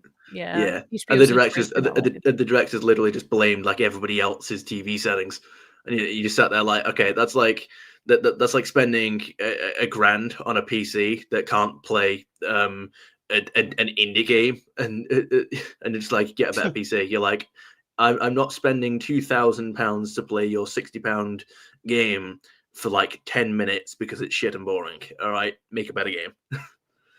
Well, I think it's the green screen effect for a lot of these shots. A lot of why these shows can't really light nights very well is because they're not on physical sets to do so. They're in a studio. They utilize a big green screen, probably in this instance similar to a lot of movies where they had like a big pool where they would put the boat on and then they green screen around it and such. It's probably why it's very dark. If you try watching the final Harry Potter movie, you can barely see anything during the battle on a Blu-ray DVD version. Yeah. Wow. I got a lot of Jaws references, especially when he came back up, right? The first time after he saw it and he's holding on to the side of the boat and he pulls him once, pulls him twice. Very similar to Jaws, a lot of Jaws reference for it. Let me see if there's any trivia for this one. There's some trivia leading up to it. But Steve mentions that he was co-captain of the high school swim team and was certified lifeguard for 3 years. This is the first time Steve's original backstory is mentioned in the show outside of interviews. Steve was supposed to be a swimmer instead of a basketball player in season 1. Joe Keery, the actor who plays Steve, even trained and dieted to have a swimmer's body for the show. The swimmer storyline was eventually dropped and he was just made a basketball player instead. Well, yeah, all of that just all of that just have Billy body him. Yeah. Yeah, that's true. Also with Eddie wears a blue jean jacket with a dio patch. Dio. Diode. Dio. Oh, A heavy Dio? metal artist whose music transcends generations and decades. I've never heard. Their No. most famous song, Holy Diver, which here refers to divers reaching the underworld gate. I'm not even going to look it up. When the Hawkins gang reconnects with Eddie at Skull Rock and discuss what they know about Vecna, the metaphor of driving a stake through his heart to kill Vecna gets used, which prompts Steve to ask, a stake through the heart, is he a vampire? Jamie Campbell Bower, who plays Vecna, also plays Cacius, a powerful vampire member of the Voltaire vampire rulers in the Twilight series. Oh, that's right. He was one of the blondes with the... Yep. Yes. Twilight. Let's see. While being at the Skull Rock, a group discussed Vecna's latest attack at Patrick. The attack took place around 9 p.m., which is when Eddie was when Eddie's watch stopped working. This is similar to season 3, episode 5, when the Mind Flayer, controlled by Vecna, becomes active around the same time while Nancy is visiting Mrs. Driscoll at the hospital. Interesting. So, unfortunately, with our buddy here, he ends up in the Upside Down. It drags him into the Upside Down area, and he is attacked by bats and a tentacle. The winged blood-sucking creatures that attack him at the end of this episode resembles a classic D&D monster, the Surge. I think I'm saying that right. Sturge? What? How's it spelled? Stirge. Yeah, it probably Yeah. it probably will be like the stage or something like that. Or Sturge, yeah. I did like that. Even though he does get overpowered because there's like several of them, and I think a tentacle attacks him, like you said. I do like that he did actually get to have a little King Steve moment in that he did get ready for battle. He did look like he was ready for a fight. then because again it's stuff like that. It's like, well, if a guy like Steve gets just knocked on his ass by these creatures, that then demonstrates the threat. Yeah, there you go. Oh, right, okay, everything's fine. Yeah, you got 100 of those chasing after you. You best have more than a baseball bat. It's not Dead Rising. It ain't that easy. You know what would work well? A flamethrower. Yeah, you're right. Or a grenade launcher. Or a grenade launcher. Well, grenade launcher maybe not so much, but definitely a flamethrower. If demo dogs are like their weakness is demogorgons, their weakness is fire. Most of the things probably in the Upside Down is fire. Yeah, but with the grenade launchers, do you know, like how like how they have to hit a surface to explode? At least in video games, I don't want to judge that in real life, but in video, it's like, well, okay, you have to hit something for it to explode. So if Vecna gets in the way, then you can use him as the surface to blow up all of the creatures around him, like an area of effect thing. Put all your skills into area of effect, shoot it at Vecna. Even if it does less damage to him, it kills all of the enemies around him, gets you loads of skill points, and also it thins the herd, so you've got less DPS on yourself. There you go. That's a strategy. This is a demo bat. This is what attacks him. Yeah. Drool thing. There you go. That is what attacks him. All right. Sorry. I said we were going to be under an hour, and we are here. Any additional stuff about Hawkins before we get to 11? No. I did like how they constructed the scene of making it look really painful with Steve getting attacked by all the bats. Like he was, like he was fighting and struggling against them, but every time he bat one away, you get two more on the other side, and then the one would just come back right to like feast on the open wound. Like, is like, it looks especially when they're getting strangled out as well by the tentacle. It's like, it was is that you were urging the characters to get a bloody move on out that boat because he weren't getting out of that himself. And that's how this episode ends, with him in the Upside Down, being attacked by these bats, being strangled by that tentacle. Everybody thinking, he's a goner, right? And again, something to do. We don't know anything about Steve. We know a lot about the other kids because their families are involved in the series, right? They're written in. But Steve, I don't think we've ever seen either parent, and obviously not a sibling. Yeah. Maybe that's what. Yeah, maybe that's why Vecna hasn't attacked Steve yet with his curse. He's perfect. Steve's perfect. He's got no traumas. He's got no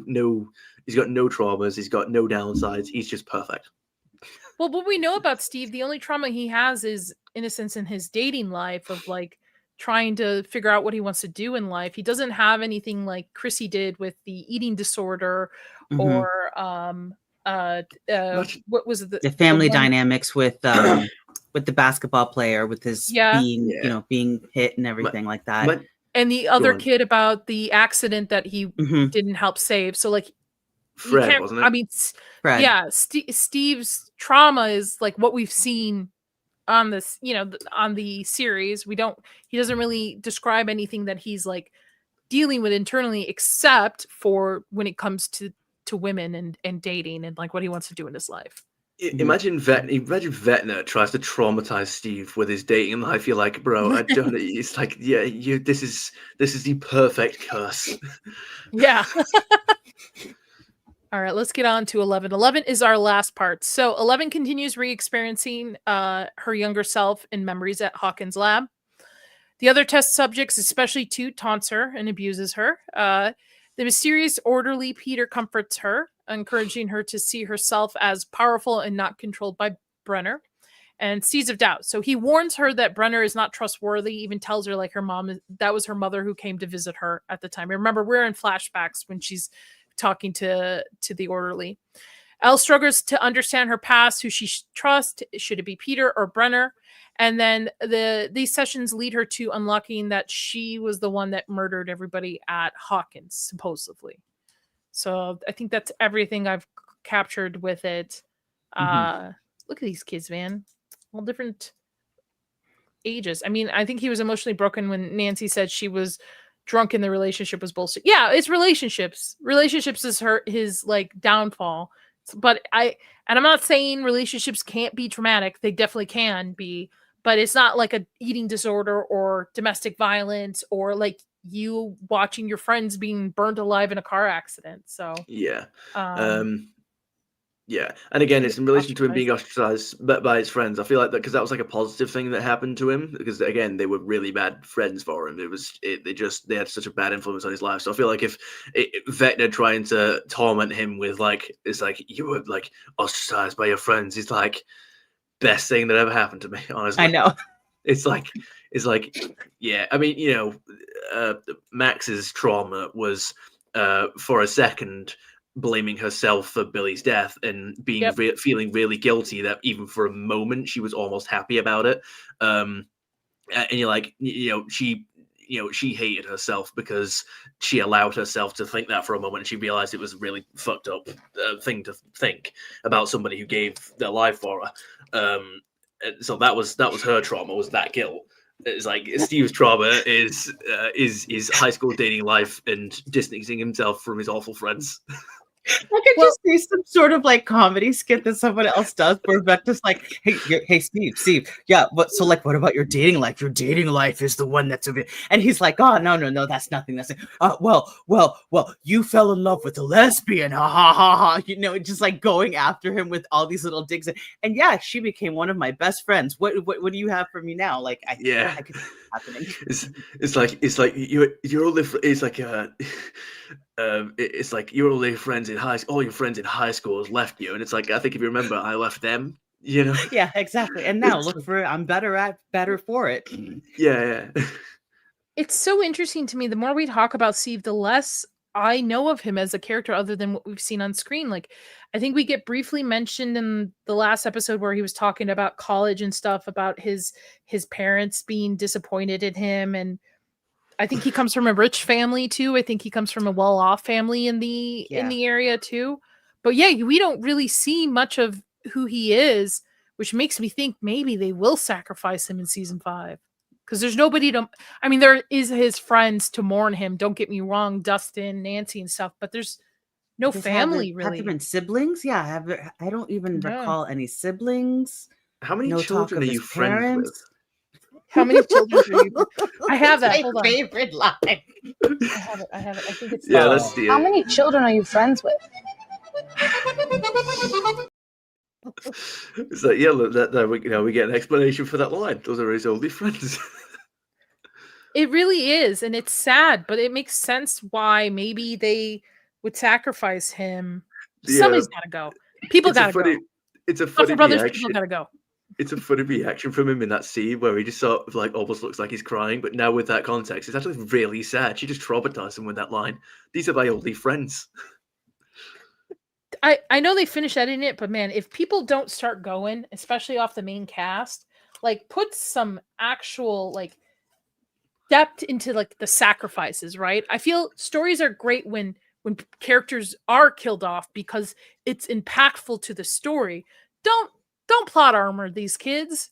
Don't do that. Like I can understand Will and Jonathan because of Joyce and the whole thing that the Byers family is going through, but you got the rest of them. Like I'm just saying. I just want this to be as distant from Game of Thrones season 8 as possible because that had a lot of main character deaths that were really, really bad. It's like, yeah, my main characters do need to die, but they weren't really the noble sacrifices and the ends of character arcs that we really saw building up. It's just because in season 8 Game of Thrones they did a lot of just shock and like just shock deaths. Like they were just there to shock the audience, but then by that point the audience just didn't care because you're like you've ruined the whole story. Like I don't even care what happens next anymore. Season 8 was so bad that I originally was gonna like, you know what? I'm gonna go read the books. Everybody talks about the books. I'm gonna read the books. Season 8 was so bad, it turned me off from reading the books entirely. And the fact that he will never finish the series. I hope everybody has come to terms with that. That more than likely it's gonna have to be a ghostwriter or somebody take over for him. Because I honestly think he season 8 was like a test of like maybe where he wanted to go. And don't get me wrong, the showrunners are the ones that dropped the ball on it. I know he wanted to go for like probably another 4 or 5 seasons, I think, to get the entire story. But I think he was testing some things in that, and it didn't go over well. And I think he doesn't know where to go from this point with the book. Because that was his Or- only idea. Yep. Or That's the thing. he's so old, he wants to enjoy life while he can with the amount of money he has and work on other projects. He doesn't have the passion for it anymore. Yeah. The thing is with season 8 is that most of there are a couple of events that you'd be really hard pressed to sell anyway. Like Jon Snow being a completely, like, pretty much apathetic, miserable twat, but like who just lets people get executed. No. But in like when he tries to argue with is it Grey Worm's his name? He tries to argue with him about executing the Lannister soldiers. It's like he pretends to give a shit for a minute, and then he just walks off to go and complain to somebody about it. And it's like, season 4, Jon Snow would have just fought him.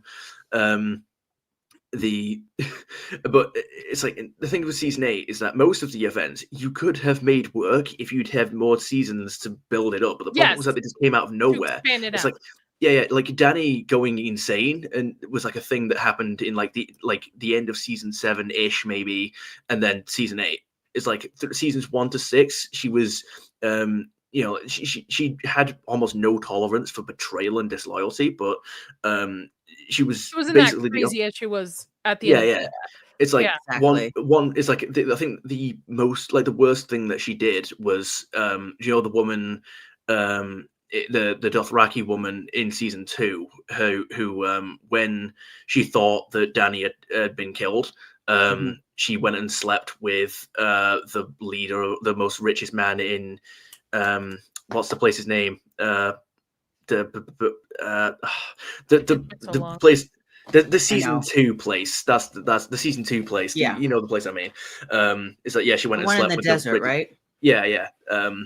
It's she went and slept with the richest guy there just to sort of like save herself, I guess. And it's like it was a betrayal for Dany, but the thing is that she thought Dany was dead. But then her punishment for that was to lock her in a vault and just leave her there until she died, and which is a horrible death. And I would argue that sets up her. I need to remind myself, by the way, to not talk too much about Game of Thrones, because this is Stranger Things stream. It's like, but that is still a million miles away from incinerating a city of 500,000 women and children. It's not comparable. Because, like, I understand where they were going for, right? She has family history of insanity because Targaryens bred with each other, right? It's like they could trace it back, and I could understand if she's slowly starting, like if they started 4 seasons of her slowly starting to go into madness, then exactly. what she was doing. But it didn't make sense the jump, like you're saying, from season 7 to season 8. It was a bloody light switch. It was a light switch. Yeah. They turned the light switch on. It was like, oh, now she's this. Yeah, because the best version of that character. Go on. This makes me so mad that he said that he can't finish because of Trump and politics.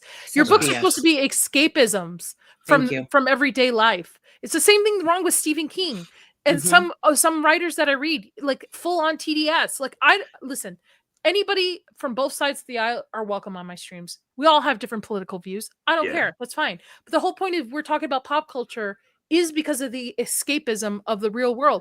Real world right now is shit, man. Things are happening left and right and stuff. People aren't taking care of each other and stuff. And this is the stuff that's supposed to bring us together. The stuff that we like. One of the best things I liked about, and you can say it was a shit show, but one of the best things I liked about WandaVision after Endgame was, even though people didn't like it, I did. I thought it was a great show up until the ending. It brought people together. People were water cooler talk every week about like what is happening, what is going on with this thing.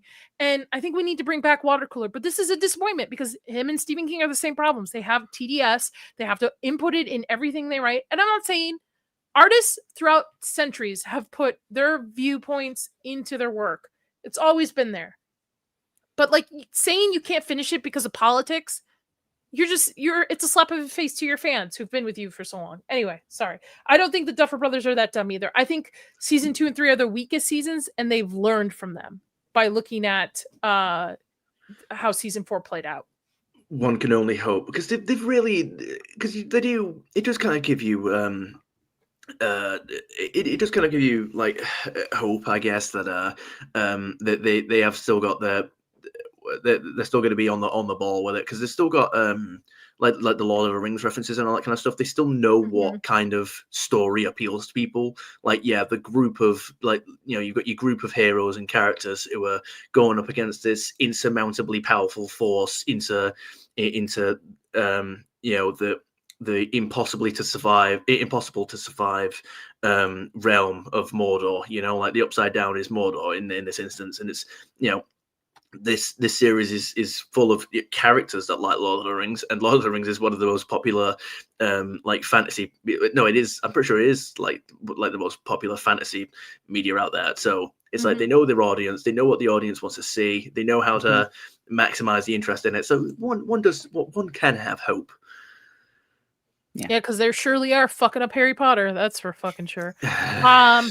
I like these flashbacks. I really do. I think this is pivotal information for Eleven's character. 11 is very fleshed out throughout this flash. You learn a little bit more for her, and I feel I actually have more sympathy for her in the type of life she grew up with by seeing these flashbacks too.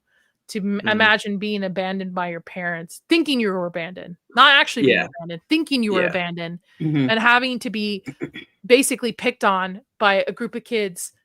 Like, instead of these kids coming together and realizing, like, hey, we have are each other, but it doesn't help that Brenner also puts them up against each other the entire time too. Yeah, it's just it's a disappointment, but I think it's so. great. Frostfang brought something up, and I am don't know the one before that where he says that they are going to be injecting. I think that they mentioned that ideas left on the floor with season 2. They injected it into season 5, though they have had time to cook. I hated season 2. I think most people, you know what? I think most people will say and I season 2 wasn't despise bad 8. except that one episode. Yeah, 8. So my theory for 8 is 8 might make a cameo in season 5, but I really think the animation series that they announced will be happening after the live action series ends. I think we'll explore more into 8 and the other kids' story, because you can do a lot more with animation. Because initially, I don't know if you remember Frostfang in season 2 when she went to Chicago and met 8, that was supposed to spin off another show about 8, but that episode was so disliked, they cut that. So I wouldn't be surprised if she shows up in season 5, but I'm pretty sure it would make sense if they're going to expand more with the animation that they're coming out with. Yep, season 2 I think was just brought down by that one episode. That one episode. To Chicago, which is bad because I've said it to you. That episode 1 has 2 things. Fucking 11 meets her mom for the first time. How is that not the entirety of the episode? How is that not? But it is shortened and basically spit on by the whole go to Chicago, find your sister kind of storyline. Like, this kid hasn't seen her mother ever, like, didn't know who, and finally finds it, and you take that gut punch out because you want to explore this. It didn't work. It didn't work at all. I mean, the only thing that episode revealed was Brenner was still alive. Yeah, it was the episode prior to, was it did anyway. Sorry, episode prior. It takes away that. I think they could have expanded more on that instead of the Frostfang. If you're interested in joining the panel, since you have a lot of Stranger Things, you are more than welcome. And this is not even out of sarcasm. If you're a content creator, you want to come on to join us as we talk about episodes, just DM me on Twitter, or my email address is on the thing. Just let me know. Did we ever get an explanation for exactly how Elle survived the Demogorgon, like killing the Demogorgon in season 1? Because she just kind of appear with, like, she just kind of appears with Hopper, doesn't she? She just, there's flashbacks in season 2. She like completely dissolves it into the wall, and then she runs off. Because remember, she stops at Mike's house, sees all the cops, and decides that instead of putting her friends in jeopardy, she's gonna book it to the woods. I I thought what they were gonna. I thought what they were gonna say is that like the effort of doing that and messing with the upside down kind of like teleported both her and the Demogorgon somewhere for a while. Thought that was what they're gonna go for. And I was like, what if the Demogorgon in the prison is the same one? But never mind. That would be interesting. I always thought a season one, because I think season one to me is a solo season. Not, and I get it. There's multiple seasons of this series, but I think it's a solo season because it's a standalone. They weren't expecting for it to take off like it did, and to me, the Demogorgon and 11 were kind of parallel to each other. Where the Demogorgon was a representation of her trauma and anger and despair that she's lived through this whole life at this lab. And it kind of manifested with the rip and the opening with the Demogorgon. Mm-hmm. I don't know so much now what the Duffer Brothers want to explain it to be because they've expanded on this world and the lore of it. But that's what I've always thought after seeing the first season. Well, Brenner has some very good moments with her throughout this entire episode. Though I think he's still a shifty bastard. I don't trust him at all. Yeah, it was weird seeing how like he didn't actually want to push her this time and wanted like showed that he cared. But I also feel like it's just a front. Like that's what she needed this moment to be able to break through this stroke wall that he calls it. And then he's just gonna go back to the same slimy Brenner that he is. So yeah, it's that's exactly what's happening. He's only being nice. He's only nice to her when he thinks it'll make her stronger. That's it. Frustrating, you are more than welcome to. Can you DM me on Twitter? Is that easy for you? If you can, or follow me and I'll follow you back and message you, and I'll add you to the group. So that more than welcome to. And I'll send you the schedule too, because we're taking a week off on the 24th because I have a wedding, and then we'll be back on the 31st. And then we're doing a Deadpool, and then we're doing a theory. I think we're doing a Deadpool and something else. Forgot what I put on it, but we're filling in the gap before season 5, and then a ranking. We're doing a character ranking, and then we're going to do a Deadpool right before season 5, and then we've got season 5 scheduled out when we're going to be talking about it. So yeah, you're more than welcome. I like, is it Peter in this? Is that Vecna? Jamie over here? I like how kind, but man, either of you watched Demon Slayer? Not yet, but something tells me I should get into it at some point. I know, me too. He reminds me, this character reminds me of a upper demon called Doma, who is a demon who was a child born into a cult, and because he was born with light hair and rainbow eyes, he was put as like, in a sense, the mascot of the cult, or like who the people would worship for the cult. And it created this feeling for humanity as like, why are these adults talking to me? I don't really care about any of this kind of stuff. But him as an adult demon, he's very much like friendly. He's got a soft voice, both Japanese and English dubbed. Very like, hey, like kind and stuff. And that's what this character reminds me of. Very kind, very like wants to help and stuff, but there's motives underneath it. Like he's probably the most evil thing in the room, but he doesn't come off of it. But his kindness is kind of throwing you off. I don't know. I need another Demon Slayer fan to kind of bounce this back off. That just got me into it. I was like, he was a rainbow hair, blue eyed cut. What? What? Yeah, I can't. You don't get to get meet him until you see him briefly through the first couple of seasons, but you don't really get to meet him until this last movie that came out. Okay, so you gotta watch like 3 there's seasons. like TV shows, right? And so there's season 1, and then there's a train arc, which is a movie you can watch, and then there's the entertainment district, which is my favorite arc. Then there's the swordsmith village arc, and then there's the training arc, which leads to the movie. Okay. Yeah. Are those seasons and then a movie, or are those like completely different things? There's like I think it's a season movie, season movie, and then they're ending the series with 2 more movies. Wow. Fair enough. Wow. Yeah. It is like the #1 movie. It like beat out Fantastic Four. I saw and it beat out all that stuff. 600 million globally. It's crazy. Yeah, I did a whole stream with Blue and I think it was just Blue on Cinevere, there. right? Yeah. Cinevere. Yeah. Sin was with me. But yeah, Mhm. he reminds me of Doma or Dama. I don't know how to say it, but Dama. Yeah, he reminds me of them. Cool. There we go. But yeah, the sinister kind of feel for it. That's like, oh, he's really not. And mind you, we know Brenner's intent, right? We've seen Mhm. 4 seasons of Brenner up to this point. We know Brenner is playing.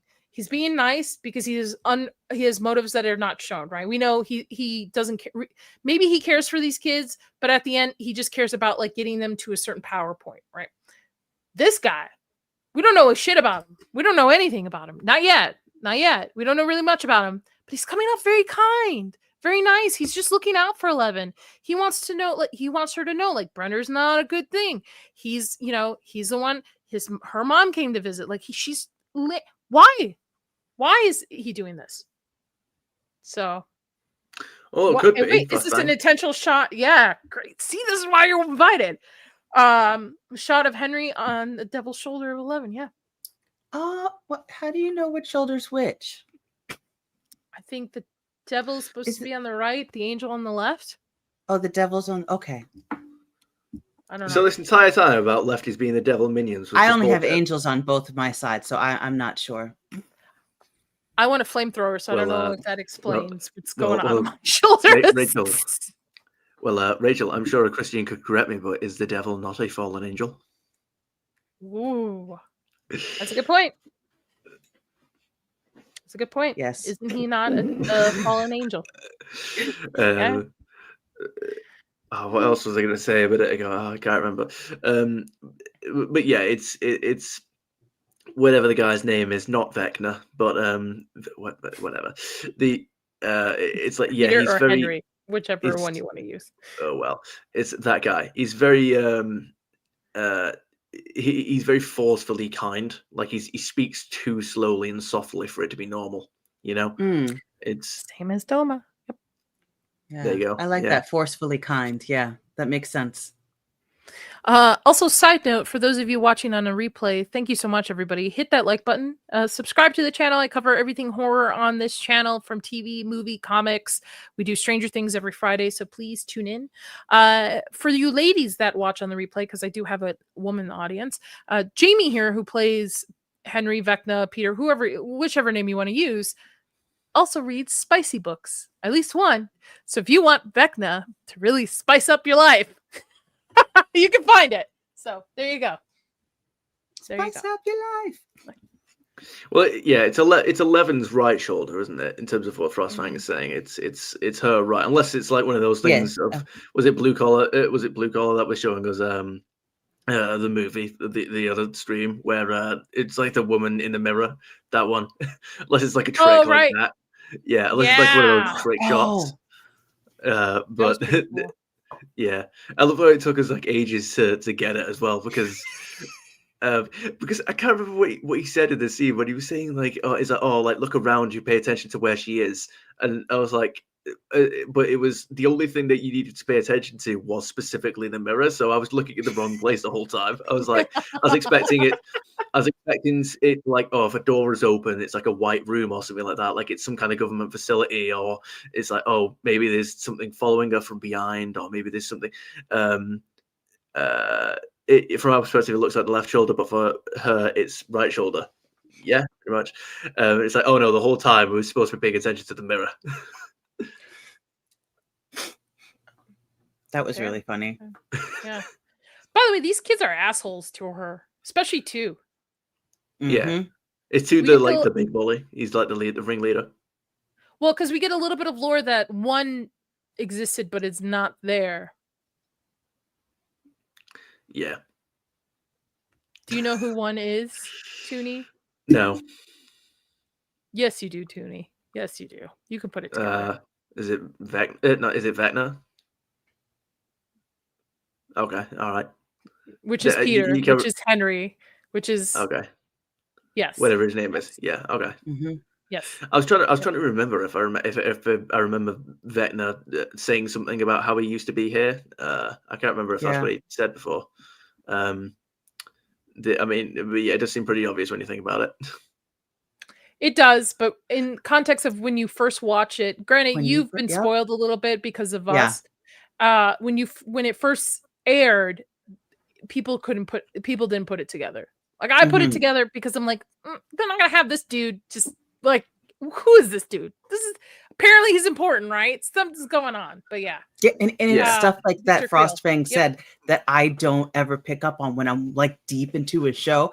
My brain doesn't say, why are they making a big deal out of him? Because of this. But like, I'm so immersed, and they did such a good job that when you were first watching this, you're like, you just don't put two and two together. Well then, if if he has telepathic powers like 11 and he's Vecna, then does that mean that he doesn't necessarily have? He's not actually the leader of anything in the Upside Down. He's just telepathically controlling the tentacles, like she moves the egos. That I'm She's not going to doing that. spoil for you. That I'm not Um, going to spoil for you. and stuff like the Mind Flayer. He's not actually Frostwing, like, don't spoil it for him. and Don't spoil stuff like the Mind Flayer.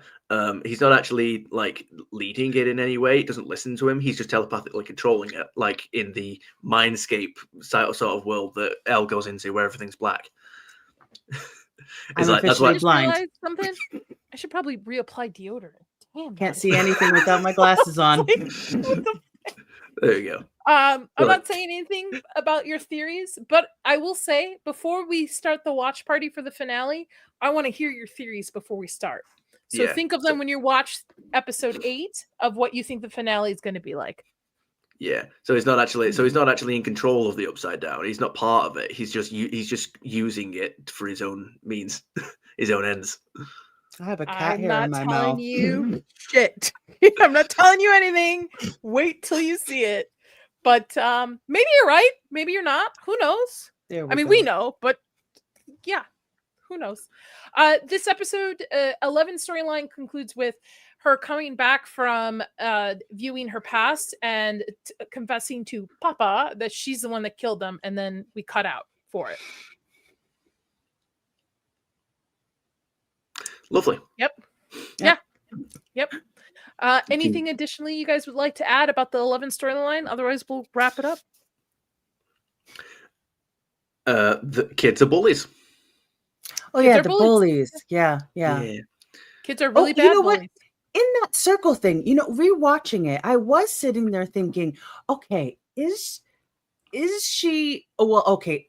At first, I was thinking, I remember, is she allowing them to push her around? Why isn't she fighting back? But then I remembered we are in a flashback, and she's still a little person, and not that. Even rewatching this, I completely forgot that we were in a flashback again. And I was like, will you just fight back? Will you do something? And then I was like, oh, wait, you're a little kid. That's right. Yeah. Well, the thing is that she's trying to, isn't she? But there's when there's like 5 of them all trying to use their powers at once, they're just stronger than her. And that's what it's like that's what it's like when you're getting bullied by several people. It's like, you can fight back, but when there's 5 of them, they're going to win that fight. She's technically a level 1 in this flashback, right? Each season she's leveled up, similar to D&D. Each time you've completed sometimes DMs do it based on story, where you complete a portion of the campaign, you level up, or when you get certain XP points, you level up. But I think it's Sketch, or maybe it was you, Toonie, who said it's great to see that they don't like power cap. Like, she's not overpowered in each season. She gets her ass handed to her in some seasons, where she's got to learn. She's learning her limits for this. So you're right. Flashback here, she's the weakling, right? Considered out of all of them. She's the one that's being pushed around until he, nice guy here is like, you push back a little bit. Yeah, the thing that I like it when stories do, and the thing that I hate when other stories don't do, is they'll raise the threat level in each season so that they don't have to cap the power level of the characters. Like, they'll get incrementally more powerful, but so will the threat as well. It's sort of stuff like, like when some games do it. In the first game, you'll unlock all the upgrades and all the weapons and stuff like that, and then in the second game, somebody will hit you in the head and you've lost all your equipment, and now you've got to start from you've got to start depowered again, get all your powers back, and you're like, but then in some other games, you'll play the sequel. Like in some of the Batman Arkham games, in Arkham Asylum, you start off with basically like no skills, or well, not no skills, but like a lot of like the weaker gadgets and stuff like that, and you don't have all of the combo moves unlocked. And then in the later games, you have different upgrades because you already have those like basic stuff unlocked because you unlocked it in the first game. I like it when they do stuff like that because it adds a sense of like continuity to it. Not only that, yeah, well, the story has like some continuity to it, so it's almost as if like the experiences of the first game or the first story still had some consequence because it's still growing from that. Yes, like there's little I agree. tendrils that still haven't been closed off yet, and they're spreading. We all know she has plot armor, right? She's the main character of the whole series. Oh yeah, But they all have plot armor to it's some degree. Yeah, it's nice to see that she doesn't overpower things. It's also nice to see that the other characters, when they're alone, they solve issues without depending on her to come in and save the day too as well. And it'll be interesting to see that with season 5, because season 5, the storyline for her so far is that she has gone into hiding because the government is also after her during it. And Mike is supposed to take a lead position, like a leader position in season 5. So we'll see that. Final thoughts on the episode, Rachel.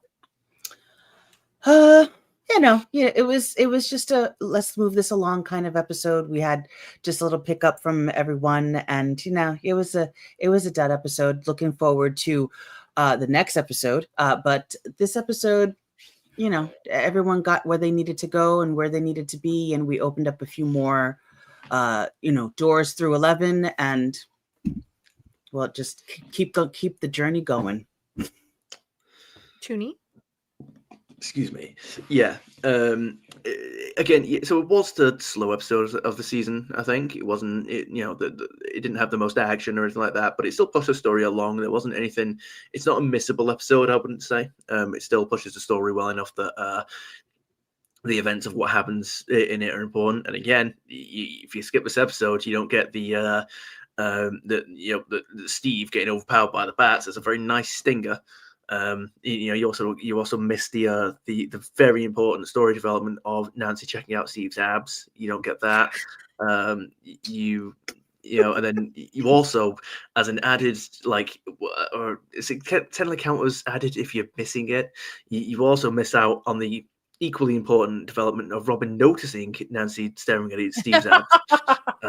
So you just you can't miss these scenes. You gotta, they're really important for the story. So it's not a missable episode, definitely not. Also, the 11 scenes were good as well, but Yeah. I don't think, again, in the beginning, what I was saying, I don't think this is a bad episode of TV. I think for this season, it is the weakest episode, in my opinion, out of all of them so far with this rewatch. That's a really good thing, though. It's like, you know what I mean? It's like it's a good thing if this is the least good. Yeah, you're on a roll. You're on a, not to use a D&D pun, but like you're doing a good roll. Yeah, I don't think it's bad episode. I think you get a lot of the stories moving for these groups that are necessary, and it does balance the groups very well. This whole season does. This whole season could have been a mess with them trying to balance the California group with the Hawkins group with 11. Like it would have been a whole mess if they're trying to, and Russia trying to intertwine these stories, but they tend to do it. They did it very well this entire season.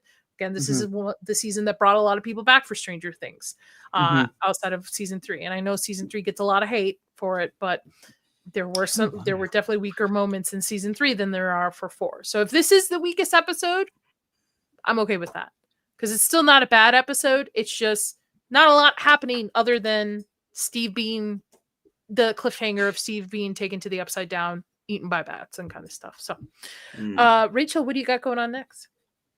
Let's see.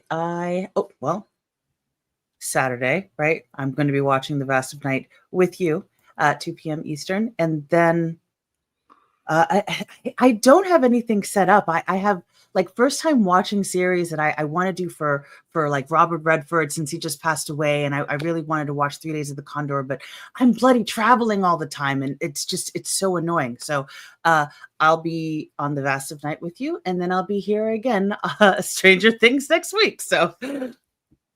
Oh, perfect. Toonie? What? What do you got going on, Nick? What you got going on? Oh, right. Okay. I didn't realize that was the portion of this that we're on. Sorry. I was also reading Frostfang's message about the last 2 episodes. And Mhm. anyway, it's Spooktober. It's Spooktober 2025 over on my channel. That's what I've got going on every year. It's for every 31 days of October. It's not always on a different horror game, but every year I select 5 horror games to try and complete. Oh, that's So cool. yeah, so this year, unfortunately, I've missed today's upload, and I might. I don't know if I'll be able to make technically today's, but tomorrow from your POV upload. But I will catch up on them. I'll just upload them in one bulk on the day to catch up with them. So this year we've got a game called Made of Scare. It's a Welsh. It's made by a Welsh studio based on like Welsh mythology in a hotel. So I don't know if anyone's heard of that game. I enjoyed it. I've completed it by now, but it's very good. We've got Made of Scare. We've got Amnesia: The Bunker, which fun enough for one playthrough, but I wouldn't go back to it. Then we've got BioShock 2 Remastered. Is my first playthrough through the BioShock games, so I'm enjoying BioShock 2. We've got the original Silent Hill and the original Resident Evil 2, the Claire A and Leon B campaigns. So a first time playing through all of those. So that's what we're going through this month. So you'll definitely get the full playthroughs on all of those as well, because I've completed 4 out of 5 of those games. Very so far. cool. Steam is having a sale right now, so I'm picking up little horror games that are like a couple bucks here and there. I played one yesterday called Night Shift, where I was like a night shift for a pizza place, and I died both times. And it's like an old retro style type of game where you're like, you got to do these things, but you got to stop an invader from coming into the pizza. But there's also a ghost. Okay. Yeah, scary. Is this a game? Is this a game that I need to play? It was a lot of fun. I will play it more so, but I will say it's me screaming affects my dog, and my dog came and like jumped on me and was like trying to pull down my shirt and was like, "Stop!" like worried about me, and I was like, "Okay, all right, enough for video games. It's okay, like it's okay." She's sleeping right here, looking at me, but yeah. What's the dog like? What's the dog like with Alien Isolation? How far have you gotten into that, by the way? She has to be created. She has to be created during it. I'm still playing that. I will have another session for that this month, but she has to be created for it because she freaks out because she's worried about me. And she's like, Mom, what are you doing? And I'm like, stop gripping. Like, go, like, stop trying to pull things. Like, stop. I had to like zip up my hoodie yesterday or the day before when I was playing V Rising because I switched over to that game. But yeah, my dog does not like it. Little Nightmares is fun. 1 and 2. Those are fun games too. Yeah, I need to get around to playing those games. I played Inside and Limbo. Those are fun. I think they're made by the same studio, right? I can't remember. I'm playing V Rising right now. Everybody recommends Dead Space, but my husband's like, "Don't play Dead Space. You're bad at first shooters. Like, don't play." Oh right, okay, yeah. If you're not really into shooters, then Dead Space isn't your game. But it is a really good horror game. Into it's a great game overall. Okay. I'm just bad at it. Well, I mean, you can always play it on the easy difficulties. I mean, there is an easy mode. I always do. I'm playing Alien Isolation on the easiest mode, and I'm still getting my ass handed to me by a xenomorph. If you like shooters and you don't mind playing on an easy or normal, then by all means play Dead Space. It's a very fun game. The story's great. The scares are great. And it does have the easy difficulties if that's what you're in for. So by all means. I play one game since Diablo shit the bed. It's called Last Epic. You know what you would like? I'm playing V Rising, which gives me WoW and Diablo vibes, where you play as a vampire lord that you're trying to build a castle, and you have to stop people from invading your castle once it's built. But there's also like creatures around the area that you go and kill, and there's like missions and stuff like that. As I was playing it, I think Monday, it was a lot of fun. It was a lot of fun. Monday or I don't know, one of the days this week. But I picked it instead of Alien Isolation. I am going to finish Alien Isolation. It will happen. It's just Alien Isolation gives me, because I have anxiety over alien sci-fi stuff. So like it gives me anxiety. Like by the time I'm done with Alien Isolation, my hands are shaking because of how much I suffer for all of you for this. So And by the way, my Alien Isolation streams are just me moving from one locker to the next, hiding, waiting for a xenomorph to just walk by, walk out, move to the next locker. So I could never. I can't do Outlast. I would die. You know what? I should play that game because I'm probably really bad at it, and it'd be entertaining. So, Outlast is a game. Outlast is a game for two things. It is a game. It's not a particularly good game. It is a game that is made exclusively for YouTube reactions in mind, with all the jump scares and the setups for jump scares. They're not made to make sense in the universe or to aid the story in any way. They are made to get clips of YouTubers screaming at them. You'll see exactly what I mean when you open a door and there's like a screaming noise with nobody in the room. And there's like a body that swings in front of you. It's just that it makes no sense, but it's just there because people will shit the bed. That's and the other thing that's made for is speedrunning. The lore is good, but it's not. You'd have to look further into the lore than just the notes in the game. The game isn't the lore. The lore is like fairly interesting if you want to get into it, but it's not. You don't play the game for the lore. It's not really, the game doesn't really lean into that, so to speak, in terms of, do you know what I mean? Like, it doesn't take advantage of the lore to the point of you really playing it for the story. You just sort of, it's there to maximize the YouTube reactions and the speedrunning. So kind of like Dead by Daylight kind of deal. No, because Outlast is like a single player like story horror game. It's very linear. Okay. Like you just go from A to B the whole way. I wonder it's just that. If it's on sale for Steam right now. I'm gonna have to look because I got a bunch of stuff that let's see. Is it Outlast? Yeah, there is an insane mode in Outlast where you have to play through the entire game with only 2 batteries for the throughout the duration, without only 2 batteries for the night vision camera, and but also if you die at any point throughout the game, you have to restart the whole game. There's also the Energizer achievement, which is get through the entire game on insane mode without reloading the night vision battery at once. So I did manage to do a stream where I finished where I might have succeeded at that, so that was fun. There's a second one. Is there a second? There's a second.